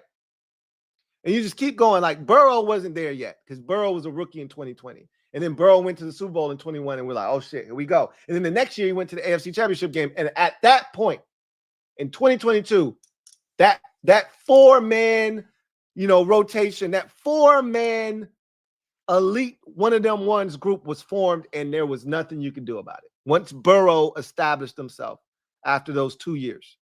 Because Jackson was already an MVP, right? Mahomes had already won the Super Bowl by then. And Allen had already established himself as one of the best quarterbacks in football by then. So you can't move those dudes. Any list that doesn't have those 4 in it as your top 4, you put them in whatever order you want. But if they're not 1, 2, 3, and 4 in some order, I'm disregarding your list. So Darius Slay on this podcast said, yeah, it's an elite group of 4 guys. And then like they're in a class of their own, right? Duh. Mahomes, Burrow, Jackson, Allen. Eagles fans got bent out of shape because this man didn't put Jalen Hurts in that elite group. Why would he do that? He's not elite. And so now they all up in arms. They going at this man's neck. And I love Eagles fans. They are the worst, right? They're the best of the worst. Man, it's fun watching them absolutely lose they're crashing out over that, right? To the point where AJ Brown had something to say, and I screenshotted that because that's a very epic exchange with him on X with fans, like, and then he deleted it. But what's done is done. That's the beauty of social media. You can't get rid of something. Once it's up there, it's up there. But even AJ's like, you guys are idiots, man. You guys are dum-dums. You guys are toxic, right? Anyway, I say that because Darius Slay is available. They did release him. And he did say on that same podcast, because he was asked, would he join the Commanders? And he said, for the right price, we can make something shake. I told you yesterday I'm not interested, and that still remains today. Low-hanging fruit, take it off the tree, fling that bitch as far as you can. I'm not interested. But for the sake of this discussion, these are the options of where he could end up. I felt like it was Detroit all along. They're going to lose Carlton Davis in free agency. They're going to need someone out there at the cornerback position. They've always needed cornerback help. Now, they drafted 2 young corners last year. Are they ready to start both of those guys? One of them, Terrion Arnold, I thought was mid at best last season. The other one, Ennis Rickestraw, really didn't play all that much. Is he ready to step in there and start opposite of Terrion Arnold? We'll find out. If he is, then there's no need to go out and get Darius Slay. If he isn't, then maybe you go out and get Darius Slay because they're in Super Bowl or bust mode, right? And remember, they got 2 new coordinators. They might not look the same this year. So we'll see what the Lions look like. But they're the odds-on favorite right now to get him at minus 200. Eagles, he's not going back there, plus 200. But look at who's in third. The Washington Commanders at plus 250. I'm not buying it. He's 34 years old. You can do better than that at the cornerback position at this point.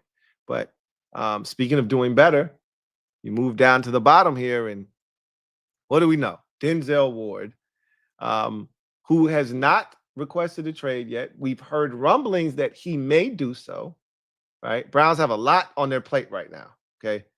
They're kind of shuffling their papers right now. They're just trying to figure out what day it is tomorrow, okay? They're struggling right now. But if Denzel Ward were to request a trade and the Browns were to honor that, which I feel like he's in the same spot as Myles Garrett, they're not trading him because what good does it do for them to move on from, like right now, offensively, we don't know what the Browns are. And strictly off of their offense, they can't win football games right now. If they're going to be in games and they're going to have a chance to win, it's going to be predicated off of their defense. Well, the reason their defense is as good as it is because they've got Myles Garrett in the front 7. They've got Denzel Ward on the back end, right? And Jeremiah Owusu-Koramoah in the middle, well, at linebacker, essentially. So they've got a guy that can be elite at each level. You get rid of any of those guys, and it's not the same. When JOK went down, that defense started to struggle last year. So anyway, if Ward were to be made available, look at who has the second best odds, or excuse me, look at who has the best odds to acquire. Yep, us. Now, again, how many draft picks do we have? How many are we willing to part ways with? Because as we know, unlike Trey Hendrickson or even DK Metcalf to a lesser degree, who we've talked about us potentially trading for, both of those guys would require extensions upon trading for them. Not so much with Denzel Ward. He just signed an extension not too long ago. So you wouldn't have to sign him to an extension. You would just have to give up adequate capital to acquire him. Again, we are not loaded with picks. We don't have a bunch of stuff to give up. But and this isn't happening. You're not trading for Denzel Ward because, again, I don't think he's going to be available. But should he be traded, we have the best odds according to BetUS. I just thought that was interesting as you start to see this offseason play itself out. A lot of interesting storylines. A lot of things can happen. But Denzel Ward being traded isn't one of them. I feel the same way about Myles Garrett. Anyway, I digress. Thought it was interesting. Thought I'd bring that to your doorstep. Head over to BetUS. They've got plenty of different scenarios, different odds, different things you can bet on where guys will end up. All of this is prior to free agency getting underway. So I advise you to head over there now if you want to get in on some of that action. So with that said, let's get to the comment section and see what you guys have to say.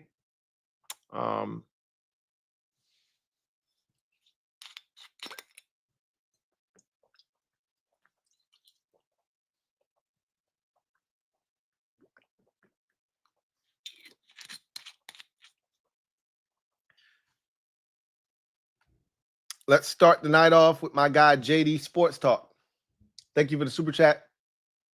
Greatly appreciate you. JD Sports Talk writes, Louie, Deebo's motivated. I don't know, man. Might be scary. Deebo, if you guys haven't seen this, he wrote an article and posted it on the Players Tribune, which we see that quite often when a guy, ends up getting traded from a team he's played for a very long time. I don't know if you guys saw this. This is more of a podcast conversation, but Sam Hubbard, longtime Bengal, was released by the Bengals, and he was like, F that, I'm not playing for another team, so he retired. Sort of like Chris Cooley, right? Where Cooley could have probably kept playing if he wanted to when we released him. But he was like, I'm not trying to play for another team. And so he retired. Then a couple of years later, he got the itch to play. The Giants or the Cardinals acted as if they were going to give him a workout, but it was really just to get Jermaine Gresham to sign, and so that happened. But he was willing to come back, if he would have gotten an opportunity, but he really didn't want to play for another team. Hubbard just did the same thing. So today now, what you see players do when they get released or traded is to show their gratitude to a fan base and, kind of put in perspective how they feel. They write, an article, and they post it or a letter, and they post it on the Players Tribune. Deebo did that, pretty much, expressing his gratitude to the 49ers organization, the fans, etc. But then at the end, there was a little, brief paragraph in there that stated what the future holds for him.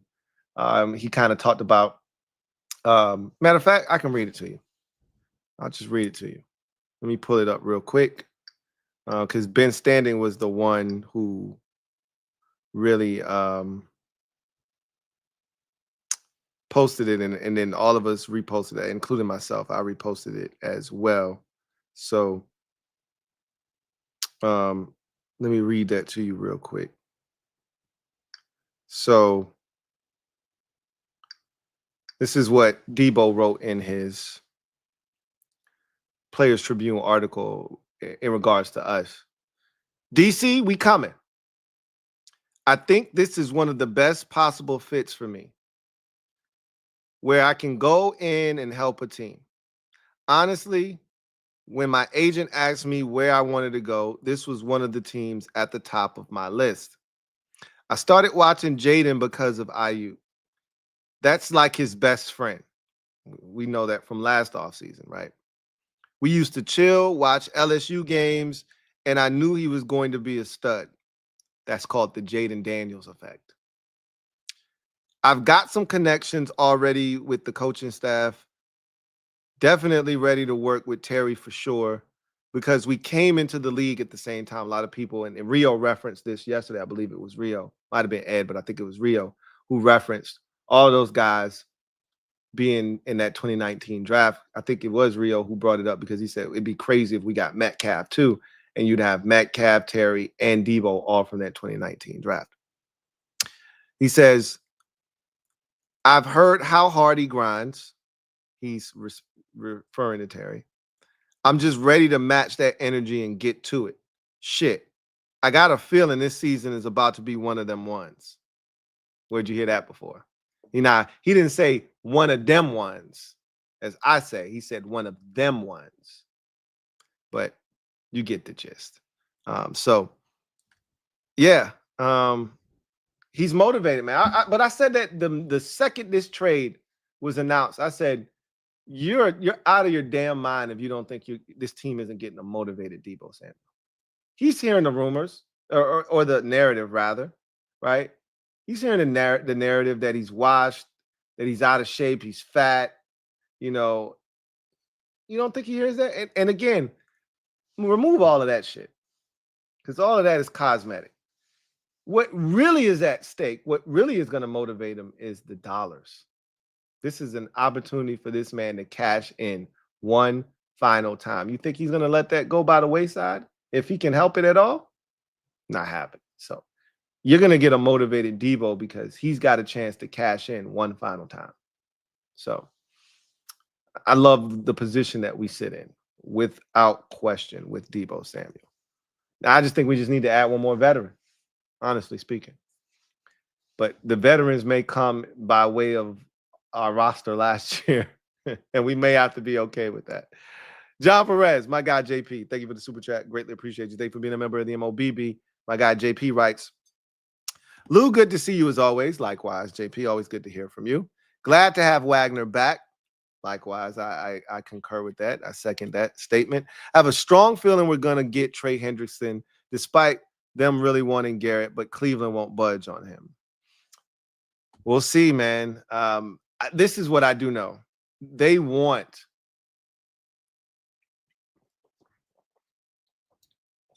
as they should want to upgrade the edge rushing position desperately. They want to upgrade that. And the fact that they've already contacted Cleveland multiple times, which has been reported, and they've already been monitoring this Trey Hendrickson situation, lets you know that they understand the value of an edge rusher and our inability to set a physical edge last year, our inability to win, because the Eagles, again, as much as we hate them, they set the blueprint. It's a copycat league.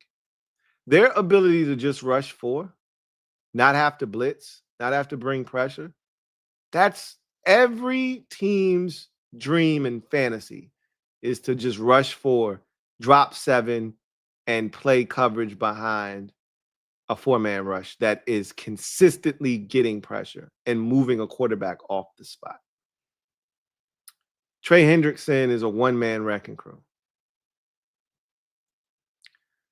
If you can get a guy off one edge to attract attention, force double teams, chips, et cetera, it can open up stuff for the rest of your defense, right?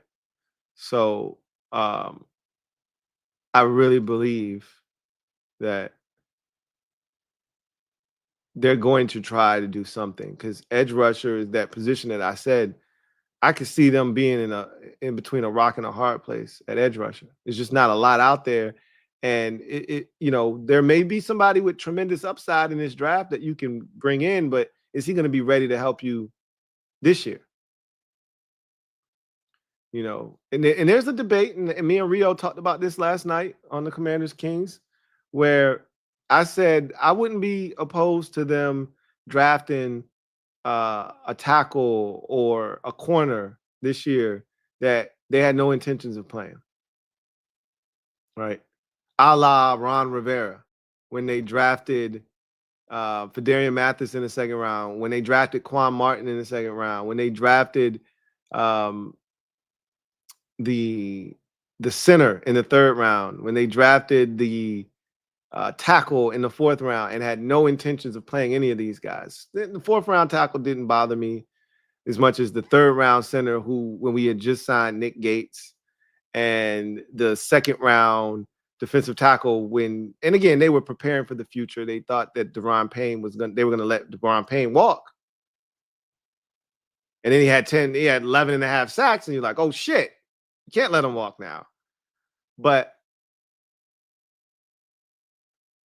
I wouldn't be opposed to them drafting a second round corner to develop and not have any intentions of him playing this year. Same with a tackle or interior offensive lineman, a guard that you draft this year, but you're not going to have. But Rio's like, bro, you draft somebody in the second round, I need him to be an impact player year one. And I get that. I understand that way of thinking. That's conventional wisdom. What's outside of the box, and this takes a little bit of gumption, is to think outside the box. Conventional wisdom is, hey, my first 2 days worth of picks need to be impact players day one. That's conventional wisdom. Thinking outside the box is what the Eagles do when they draft a dude like Cam Jurgens, knowing that at some point their future first ballot Hall of Famer, Jason Kelce, is going to retire. They don't know when, and he didn't retire for 2-3 years after they drafted Cam Jurgens. That didn't stop him from drafting Cam Jurgens and sitting and putting him on ice, and then eventually throwing him in the lineup as a guard. But if you can do it, you do it. So I don't know if they're going to roll the dice and try to go get Trey Hendrickson. It's going to cost a lot. But I'm open to it. I'm open to it. That's for damn sure. Hope you're right, JP. Marks, thank you for the super chat. Greatly appreciate you. Thank you for being a member of the MOBB, who writes, Kirk went for a 7. Wait, don't we have 3 of those? 2 of them and a 6. Hopefully Golden falls to us. So this is the thing. You already gave up a 5th for Deebo. You're not looking to give up a 7 for Christian Kirk because you already only have 6 picks in the draft. I know a 7th round. Look, I don't give a shit about a 7th round pick. But again, if we're nitpicking, you only have 6 picks. Do you really want to give up one of them for a receiver? You could sign a guy in free agency, and Kirk would have been perfect, in the system and all that good stuff. I mean, I would have given up a 7 for him, obviously. But Jacksonville was at the point where they were going to have to cut him. And Washington thought that they were going to cut him. They had already announced they were going to release him. So they figured, okay, the plan worked. Nobody offered them anything for a guy that they were going to cut. And then the Texans said, wait a minute. If he gets to free agency, he gets to choose where he wants to go. We might not get him. Hey, let's go ahead and give up a 7th round pick for him. So I get it. It sucks. We could have given up a 7. And I wonder, sometimes these things just happen, these trades. But if you're trying to maximize the value of a guy, wouldn't you pick up the phone after Texans called you and said, hey, you know what? Don't cut him. You guys announced you were going to cut him yesterday. How about we give you a 7 for him? And Jacksonville was just excited that anybody was willing to give them anything. I wonder if they picked up the phone and said, hold on. Give me 1 second. And they pick up the phone, call, hey, look, man, I'm not pulling your leg here, right? I ain't trying to gas you, but we got a 7 for Christian Kirk. You want to give us the 6? Or no? No? You want to do that? Okay, cool. We'll take the 7 then from, Houston. They could have done that, but Houston could have also said, hey, you either take the deal right now or we taking it off the table and we'll just wait for you to release him. And that's how shit gets done sometimes.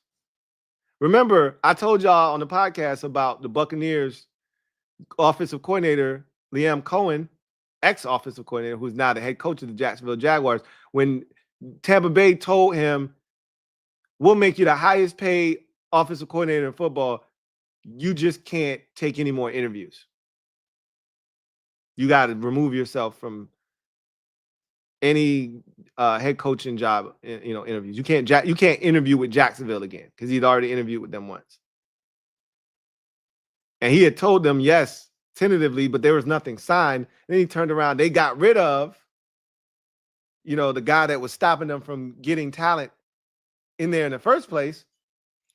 And Cohen went interviewed and ended up getting a job, and he ghosted the Bucs. So shit like that goes down all the time.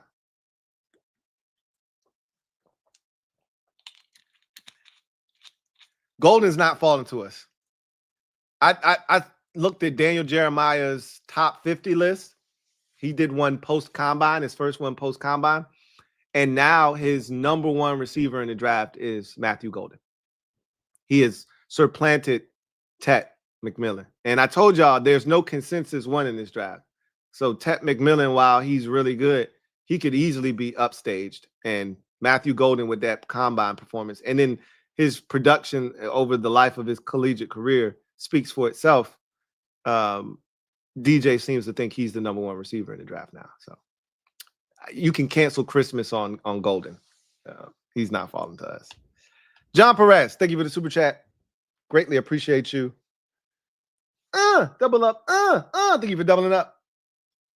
Who writes, heard a chef to report that the 49ers have made people on their roster available because of their cap situation and the Purdy deal coming. I mean, some of that is true, but I think they're trying to do some house cleaning too.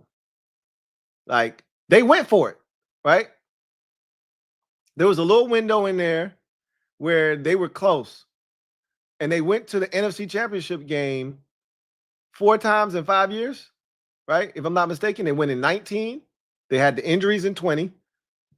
So they were like 6-10 that year. Then they went back to the championship game in 21, lost to the Rams, right? Because they went to the Super Bowl in 19, lost to the Chiefs. Didn't go to the playoffs in 20.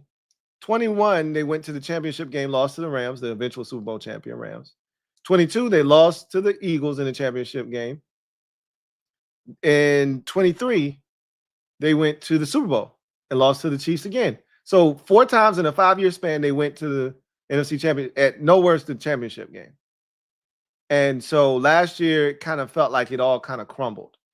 Trent Williams getting older, dealt with injuries last year. McCaffrey dealing with injuries last year. Ayuk got injured. Deebo, felt like he was running. It ran its course. Hargrave wasn't producing the way that he had early on in his contract. They want to move on from him.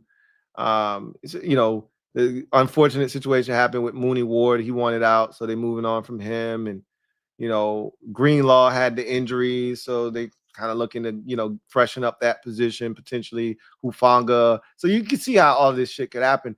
What eventually happened is they went for it. It didn't work. Now you got to kind of change course a little bit. Like, the core guys are still going to be there. The Kittles are still going to be there of the world. They're looking to extend him.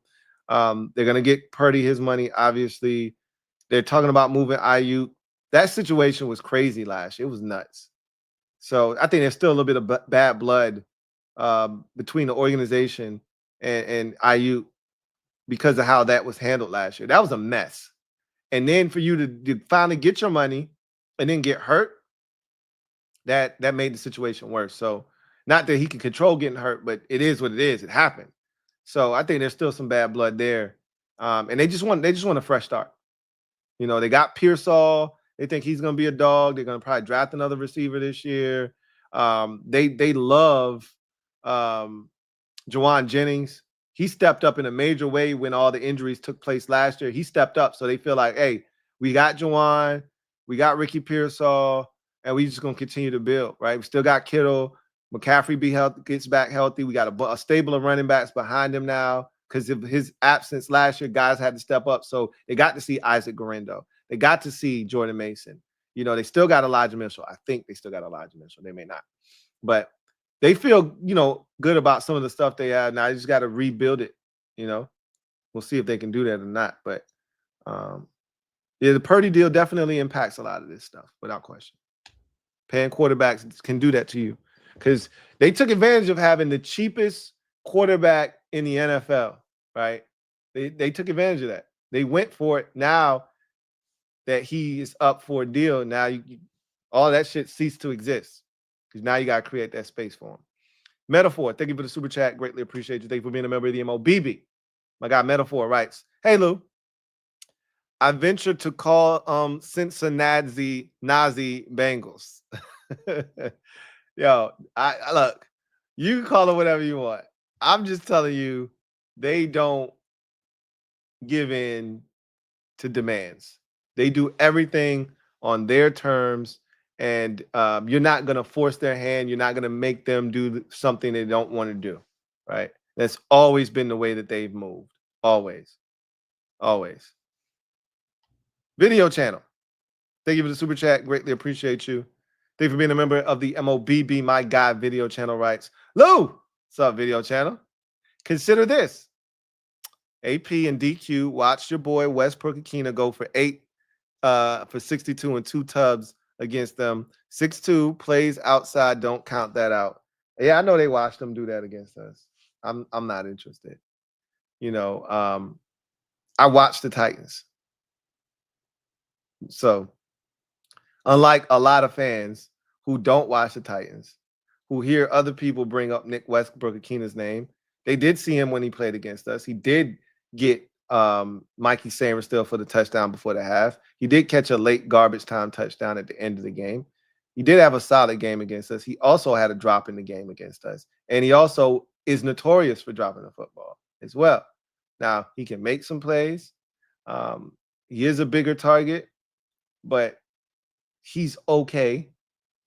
Again, if they sign him, I'm not tripping. As much as I joke and kid about not wanting him, and I don't, if they sign him, I'm not tripping about it.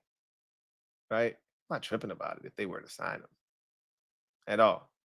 I think there are other guys that I would prefer over him. So if they sign him, cool. I told y'all I'm going to ride with whatever they decide to do. I'm going to ride. I don't have to love it, but I'm not going to push back against it. I trust this group too much to let my feelings get in the way of and cloud my judgment as to what it is they're trying to build. They're trying to build a bully over here. And however they see fit to do that, I'm on board. But make no mistake about it, there are better options out there that exist than Nick Westbrook-Ikhine. So, yeah. We'll see what happens. Christopher McLaughlin, thank you for the super chat. Greatly appreciate you. Thank you for being a member of the MOBB, my guy, C. Mac. Right. Hey, Lou. What's up, Chris? Hope all is well with you and the family. Likewise, as always. And once again, thank you for your unwavering support. 3 questions. 1 and 2. What do you think Jayden Daniels has to do this season to be MVP and a top 3 quarterback, and why? And 3, how aggressive should Peters be with the salary cap balancing now versus long-term, and why? So for Jayden Daniels to be in the MVP discussion and potentially penetrate that top 4 that I've been talking about, he's going to have to go to the Super Bowl. And to penetrate the top 2 or 3, he's not only got to go to the Super Bowl, he's got to win it. Right? Because if you do that, you automatically have done something that Allen, Burrow, and Jackson haven't done, which is win a Super Bowl. If you get to the Super Bowl but don't win it, you've done something that Jackson and Allen haven't done, which is playing the Super Bowl, assuming he's not playing against either one of them in the Super Bowl. And then you've done something effectively that no other quarterback has done in that group, which is your first 2 years make it to no worse than the NFC Championship or the championship game, right, in your conference. So he'd be an elite company. Now, as far as the MVP, which is a regular season award, I think he's just got to do what he did this past season, but stay healthy and take those numbers. So the passing yards was at 35. Take that to 4,000, right? The rush yards, again, I don't know if he needs to be more dynamic there, but it won't hurt if you're trying to chase an MVP. I mean, he rushed for basically 900 yards. You rush for 1,000 yards and you throw for 4,000. I mean, what are we talking about, right? I mean, it's hard for him not to be the MVP with those types of numbers, especially if the team is winning. And that's the most important thing is we saw Joe Burrow put up historic numbers last season with a really bad defense, and he didn't win the MVP because they didn't win enough games to qualify for the postseason. So winning is the biggest thing. You've got to be the best player in the league on one of the best teams in order to win the MVP. So the team success has to be at the forefront, and a large part of the team success needs to be because of his play, which it would be, obviously. So MVP is not without, is very much so within his reach. It's going to just take him to do what he did last year, just take it up a notch from 3,500 yards passing to 4,000, which is very doable. From 896 yards rushing to 1,000, very doable. Again, I don't know if we necessarily need him to do that, but his skill set suggests that he's going to rush for somewhere in the 6 to 1,000 range almost every year. Like Lamar tried not to run this year, and I think he still rushed for 1,000 yards this season. And this was with a reluctant Lamar to the point where his mom told him, bro, you need to run the ball more. So again, I think he's very close, which is why he's top 5 in the MVP odds, right? Which makes a ton of sense. Then how aggressively should Chef P, Adam Peters, be balancing between now and the future, right? That's a $1 million question, because I talked about Trey Hendrickson. I talked about, punting on this year's draft, which punting on this year's draft means you're acquiring a guy that you're going to have to pay, and that's going to impact the salary cap in the future and right now. And keeping the cost low is done by acquiring players via the draft. That allows you to keep the books healthy, keeps you in a very flexible cap situation. When you're going out, you're trading for guys, you're signing guys to big free agent contracts, it puts you in a bind, right? There is a balancing act that has to take place and transpire. The beauty is, I've shown you the books. I've shown you the guys. They're about to remove one of the guys that, was one of the highest paid on the team in Jonathan Allen from the books. Now, they've already replaced him with Deebo Samuel, so you're not going to really reap the benefits of that. But it doesn't matter that the cap went up over $20 million this year.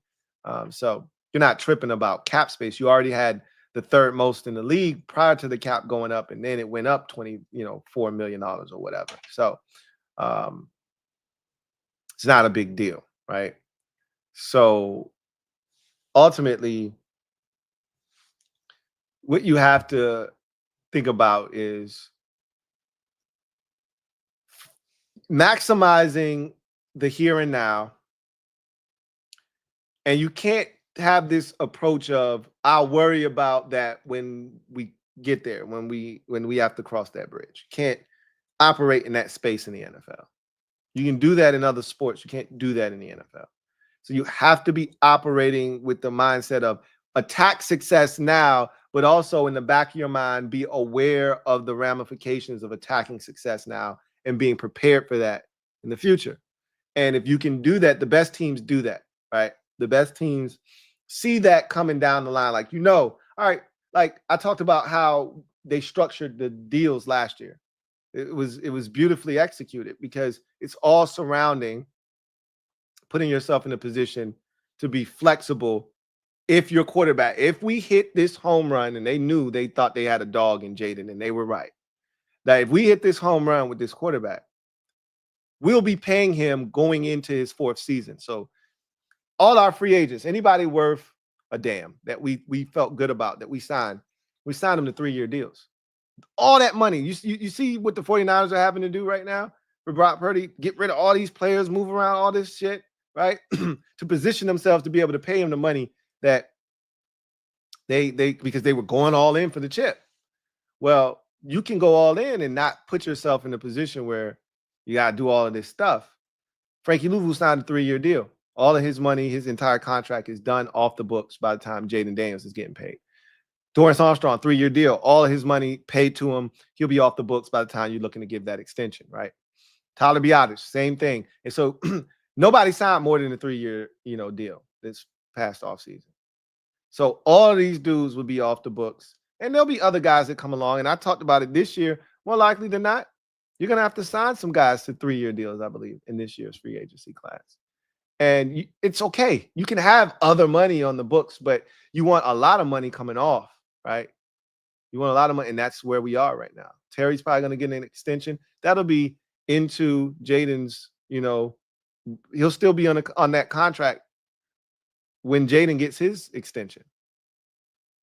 You go out here and get this corner, and I want to bring this up while it's on my brain because I told you we had a lot to talk about. Dallas is not clearing all this cap space for no reason. I told y'all yesterday that Charvarius Ward wants to be close to Texas, if at all possible. We've heard them trying to move Trayvon Diggs. He's got a significant injury. He may not be ready for the start, not only the start of the season, he may miss a good chunk of 2025. I'm telling you, I would not be shocked if Charvarius Ward signs with the Dallas Cowboys. They're up to something. I can't quite put my finger on it right now. The Dallas Cowboys are up to something. First, I was thinking, how do the Dallas Cowboys operate? This is probably for an offensive lineman because they like to fortify their trenches. Maybe they want to, keep Trey Smith inside permanently. Not Trey Smith. What's the name of the damn tackle/guard they drafted a couple of years ago? Something Smith, I think it is. Anyway, he's actually played really well. Better than I thought. I thought he was going to be ass. He was too grabby for me. He held a lot. And he's actually been pretty solid. But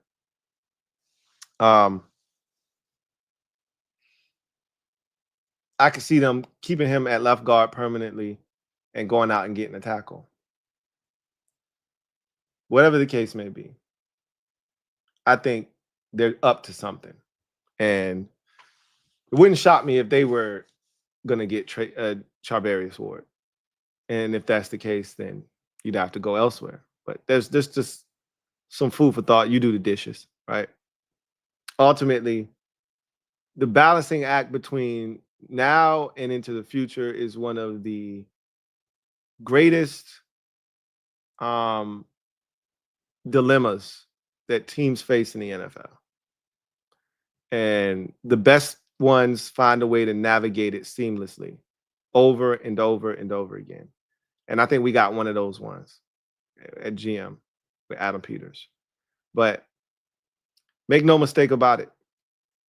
As long as you go about your business in the right way, like say you trade for Trey Hendrickson, how you would be smart about it is if you would give him a 3-year deal, right? Or it could even be the Danielle Hunter deal from last year, a 2-year deal with a bunch of money, right? Danielle got a 2-year, $51 million deal last year. That's $26.5 million per year, right? This man's making $18 million right now. So, anything approaching 30 and he's going to be more than satisfied with that. So let's say you say, all right, Trey, 2 years, $60 million. fully guaranteed. I'm just throwing out some bullshit. 2 years, $60 million fully guaranteed. $30 million a year. But it comes off the books when you're giving Jaden his extension, right? Trey Hendrickson ain't saying no to that. I don't think he's saying no to that. But again, who am I to say what he's saying no to? You can give him a 3-year deal. You can spread it out a little bit more and have that last year be no guaranteed money. So it's an avoidable year. What if he finally falls off that cliff in his second year here, right? He finally falls off that cliff. And you can see the decline coming, right? He went from his first year here with 13 sacks, and then his second year, it was just 6. And he was fully healthy, just getting old, right? You're like, okay, I see where this shit's going, right? And you get out after that second year. Again, you never know. But that's how you balance it, right? Where you don't put yourself in a position where you got all these deals overlapping with your extension for your quarterback. You see it coming. You know when it's coming. You know when you're going to want to do it. So set yourself up so that when that time comes, you're not in a bind. I remember when Khalil Mack was in, I listened to him on a podcast talk about why he wanted out and wouldn't even take their calls at the end of his Raiders tenure.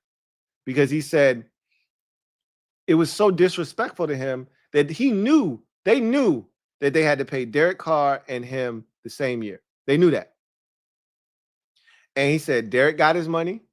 He said, they over here paying all these goddamn offensive linemen. He said, shit, they even paying coaches. But they don't got enough money for me? That's how y'all want to play it? They knew that Khalil Mack extension was coming up. They knew that Derek Carr extension was coming up. Yet they were out here signing Rodney Hudson and all these damn offensive linemen. And he was like, bro, where my bread at? Shit, y'all gave the head coach a 10-year, $100 million deal. Where my money at? Then you knew it was coming. It ain't like this shit was a surprise. You got to prepare, right? They're going to do that, Chris. My guy, Chris, been a member for 5 months. Really appreciate you as always. Right. Hey, Lou, 2 questions. What do you think Peters would consider an A-grade free agency and why? O-line, left and right tackle concern me along with the right defensive end. How do we beat the Eagles consistently until both lines? How can we beat the Eagles consistently until both lines are stout and generate rush? So an A grade this offseason would be, for me, like Rio had a funny line last night. Get Myles Garrett. You want an A, that's what you got to do. You got to get Myles Garrett. That's not feasible to me. I don't see Myles Garrett becoming available. If you do that, great. But if you're Adam Peters and you want an A grade from me, I just feel like I need to feel, I personally, I can't speak for anybody else. I need to feel like you maximize this offseason. You maximize your second year in the seat as general manager. And you've put us in a position to not only get back to where we were last year, but to get even further. Now, is that going to happen? Don't know. But you did your part. That's all we can ask for. And we've gotten off to a great start. The Deebo Samuel trade is a great start. But now let's see what else happens. Bringing back Bobby Wagner was expected, right? Bringing back Zach Ertz is expected. Let's see what the rest of the offseason looks like. See what else he has up his sleeve. And from there, we'll gauge what this offseason is. We'll know. We'll feel really good about this or that, or we'll be like, I don't know if this shit good enough. So, to me, you want an A, you're probably going to have to make one more big splash. Probably going to have to make one more big splash. And it's either got to be at corner or edge rusher. It's got to be at a premium position. You do that, and then you fill in all the gaps that you can possibly fill in. And I think we'll be trending towards that A. Kill the draft, right? The best you can with what you got. You know, if you can somehow, the easiest way to an A is to somehow get something for Jonathan Allen and find a way to trade out of 29. That's the best way for you to get an A this offseason. But again, both of those things right now feel highly unlikely. Both of them do at this point. As far as beating the Eagles is concerned, yeah, generating a pass rush and stopping the run and being able to protect up front are going to go a long way in trying to beat the Philadelphia Eagles. They've established who they are, and they've established dominance in the trenches on both sides. And so if you want to compete with them consistently, you're going to have to be able to match that energy, or at least be in the ballpark, in the neighborhood with them, which I think we are. And like, this is the thing when you think about we played the Eagles 3 times last year. 3. I thought the scoreboard didn't indicate this, but it felt like they kicked our ass the first game. But I say that, and we had the lead with 10 minutes to go in the fourth quarter. And we had the ball with a chance to take the lead if we kick a field goal. But that we opted to go for it. And I didn't blame them for that. So even though it felt like they dominated us up front in that game, we had our moments in that game too. Second game,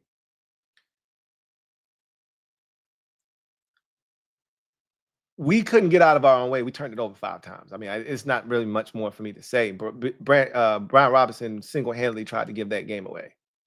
Then Jaden Daniels, threw 2 interceptions in his damn self. And, we were just doing everything in our power to lose that game. But luckily enough for us, we were able to prevail. Jaden was able to throw 5 touchdown passes.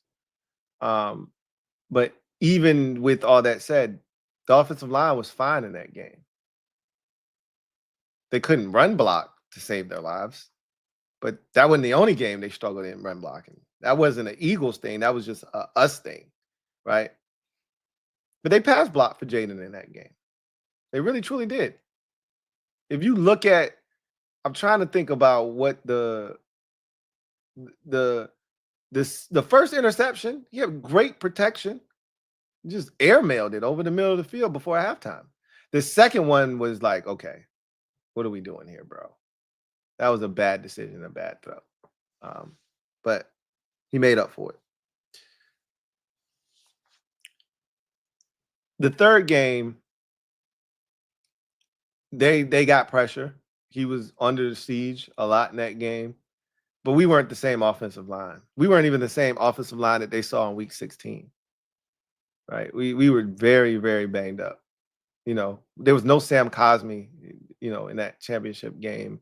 We were a totally different offensive line, and it showed. That said, Jaden handled it very beautifully, and we would have been in that game if not for the turnovers, obviously.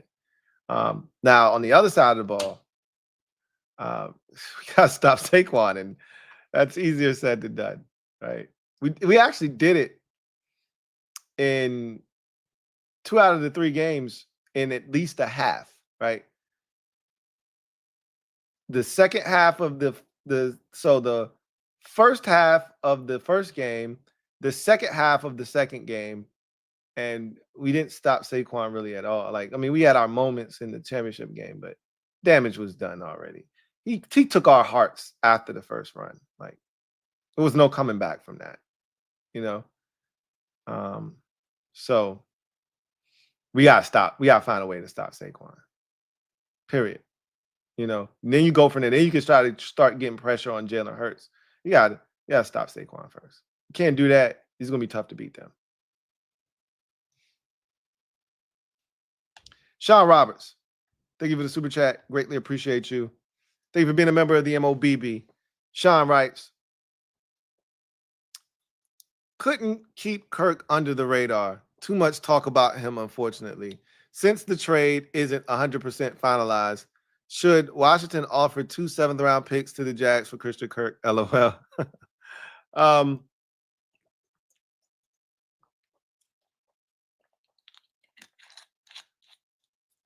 I don't think they're interested in giving up any more draft capital for players.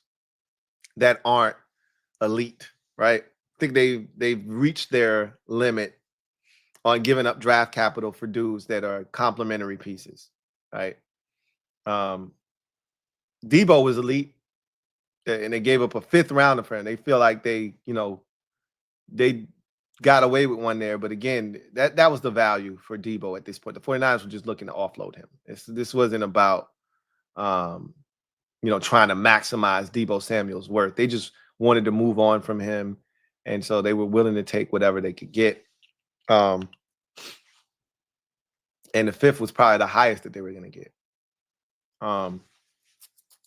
With that said, I don't think they're looking to give away again. I know it's a 7th round pick, and I devalue 7th round picks, so I'd give it away in a heartbeat. But again, when you only have 6 picks right now to your name, I don't think you're in a position to be giving them away. And speaking of Christian Kirk, trading for a guy versus signing him to a deal is totally different. What's Christian Kirk's number? Because now the assumption is the Texans are gonna inherit. The Jags they're not looking to do the Texans any favors. You're inheriting this last contract, this last year of his deal. So his base is $15 million. Okay, so the cap hit was only $16 million. It's $15.5 a base. So we would have been willing to pay him $15.5. Like I had already said that I thought he was going to get somewhere in that neighborhood of that or on an extension. If he would have came to Washington as a free agent, they probably would have signed him to a 3-year, $42 million, 3-year, 45, 3-year, 48, 3-year, 51, somewhere in that neighborhood. I don't know if he would have exceeded what he's currently getting paid. You're getting 15 right now, 15.5. Probably would have been somewhere in that neighborhood. So, and you wouldn't. I don't foresee the Texans extending him. They're continuing on that path that I just talked about, the same one that we're currently on, where if you're trying to maximize your rookie quarterbacks, your quarterback's rookie contract, you want to be flexible because the Texans are where we're going to be in 2 years. This is year 3 of CJ Stroud. They're going to extend him after this season. So that Christian Kirk $15 million comes off the books. And that Danielle Hunter, remember I talked about Danielle Hunter, right?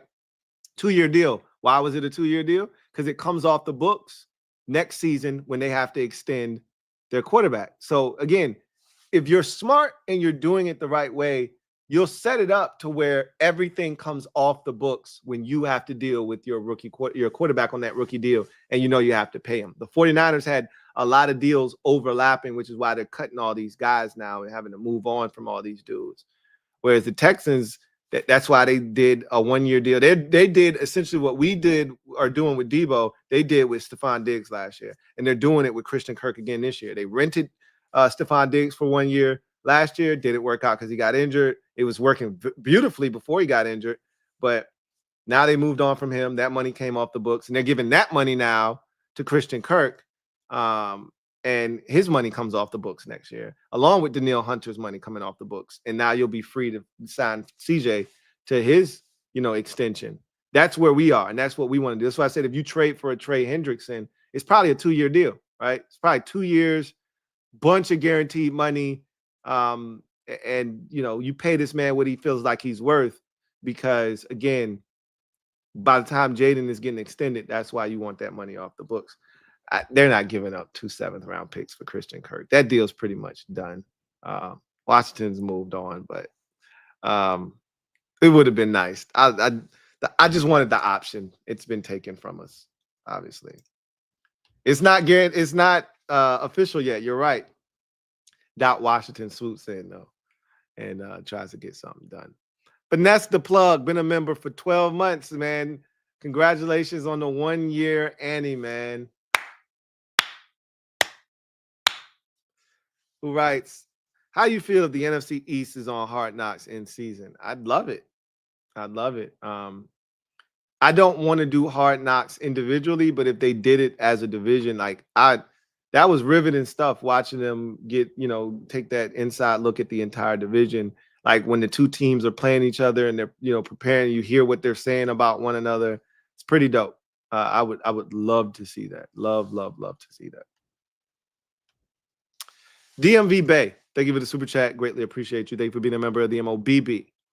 DMV Bay writes, does it make sense for us to grab the dependable, shifty, speed wide receiver from University of Maryland, Ty Felton? Can we get him in the third?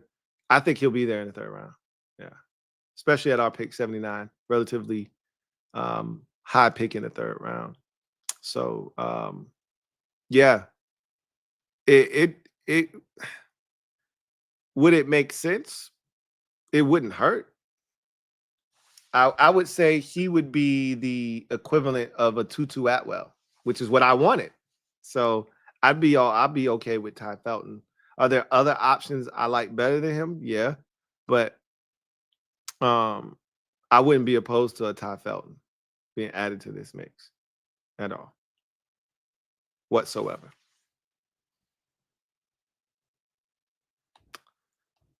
Leno Ryan Benvenite, thank you for the super chat, or thank you for being a member for 33 months, getting close to that 3-year Annie.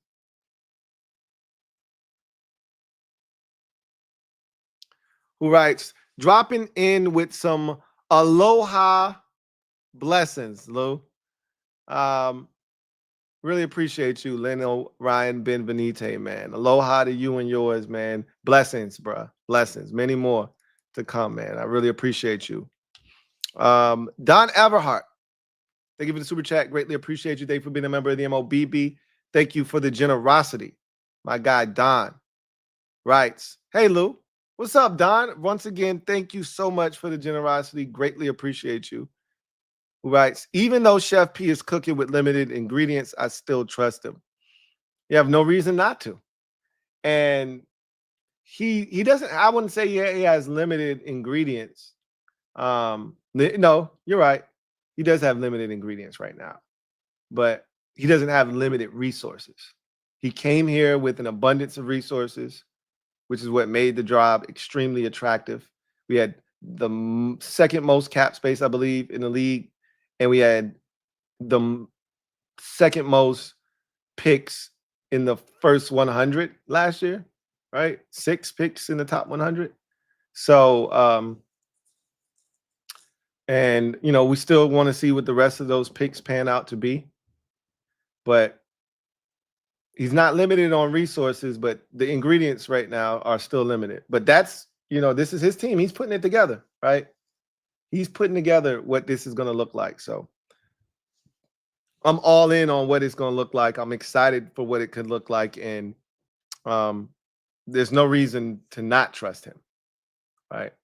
You don't have to love some of the things he's done. You may not love the Ben Sinnott selection. You may not love the Johnny Newton selection. You may not love the Luke McCaffrey selections right now. It's early, right? And even if all 3 of them turn out to be whiffs, even if they do, GMs bat 30%. If a GM is batting 30%, he's killing the draft. Last year, he's going to get a pass. I was crucified by a number of members of the fan base for me saying that the draft last year was a B-. I think I called it a B-. And they said it's an A just because you got Jaden Daniels. And I'm like, yeah, I get that logic. But, bro, you had 6 picks in the top 100. And right now, we're waiting on 3 of those selections to have any sort of real impact. Johnny Newton just played last year. He didn't do much. He just played.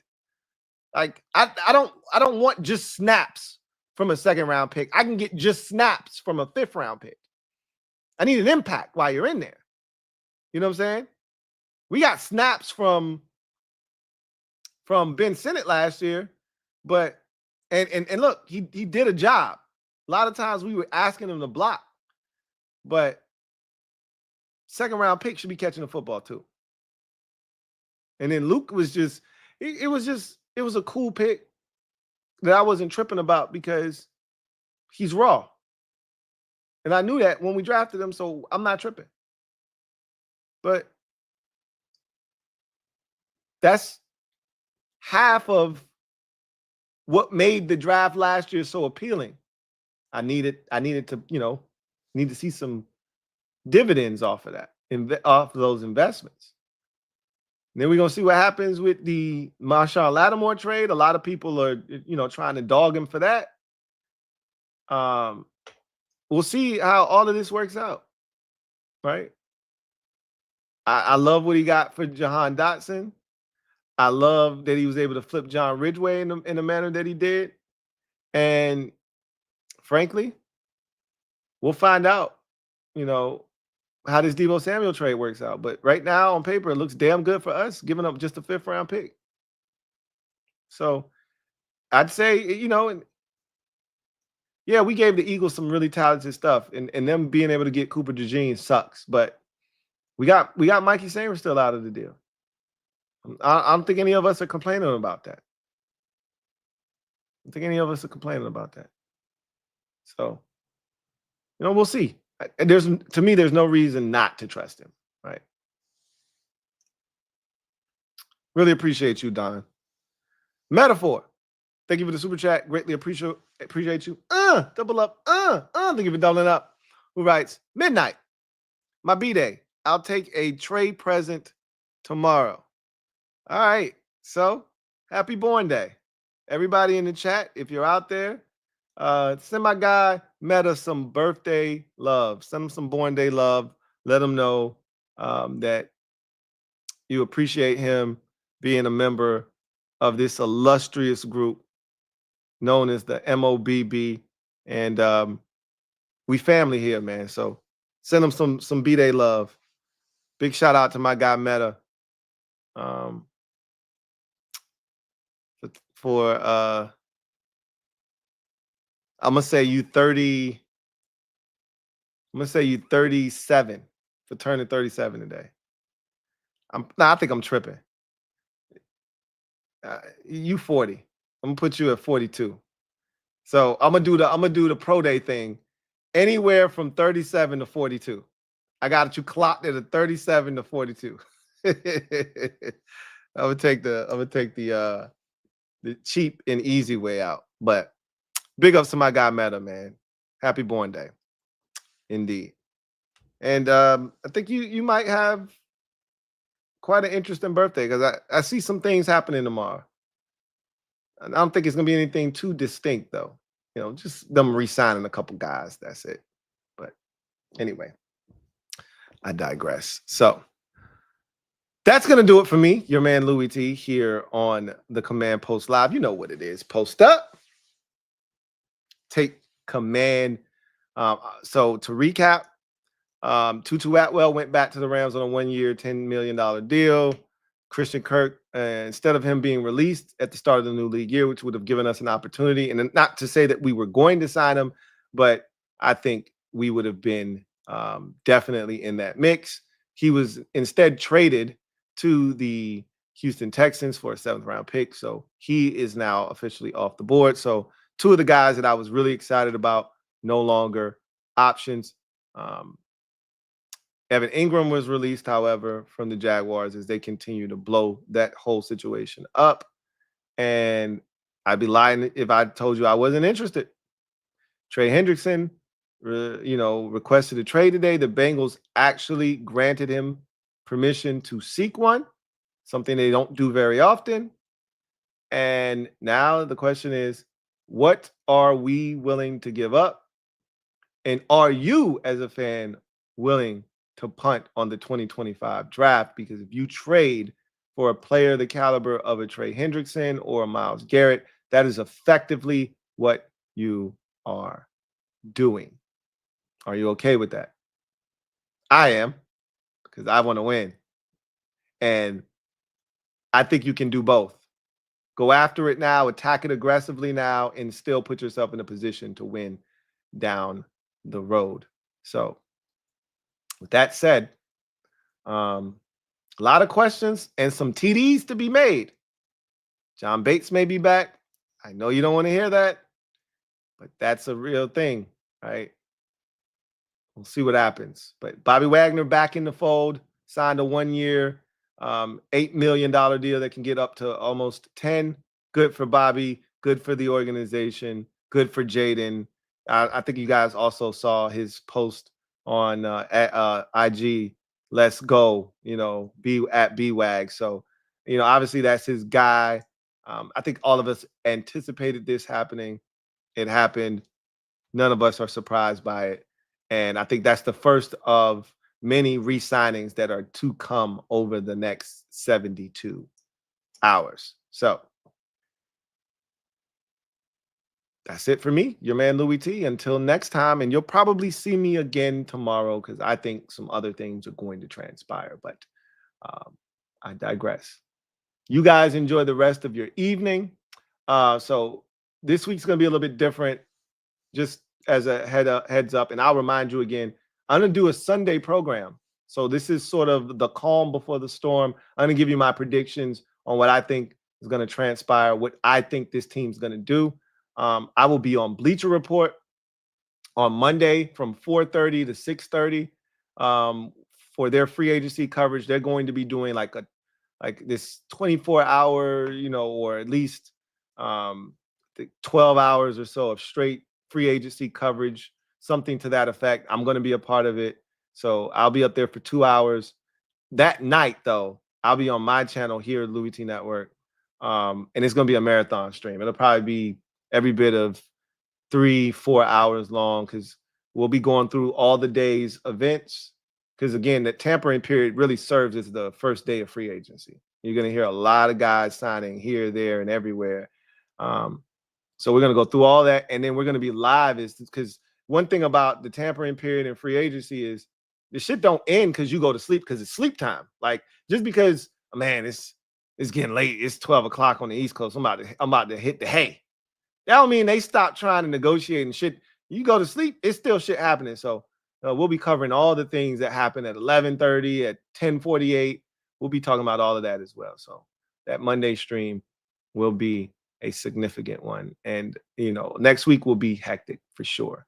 Those first 2-3 days of free agency will be crazy as we head into the weekend. That's when you'll kind of see it simmer down, right? As you get to Friday, it'll calm down. And then that's when you start to really fully focus your attention strictly on the draft. But this is the big domino here, free agency. So you guys get out of here. I'll see you next time. Remember, this stream was brought to you by BetUS Sportsbook and Casino. YouTube 150, that is the promo code that'll get you 150% sign-up bonus on your first deposit up to $2,000 and 125% sign-up bonus on your next 2 deposits when you use the promo code YouTube 150. See you next time. Take care. Peace.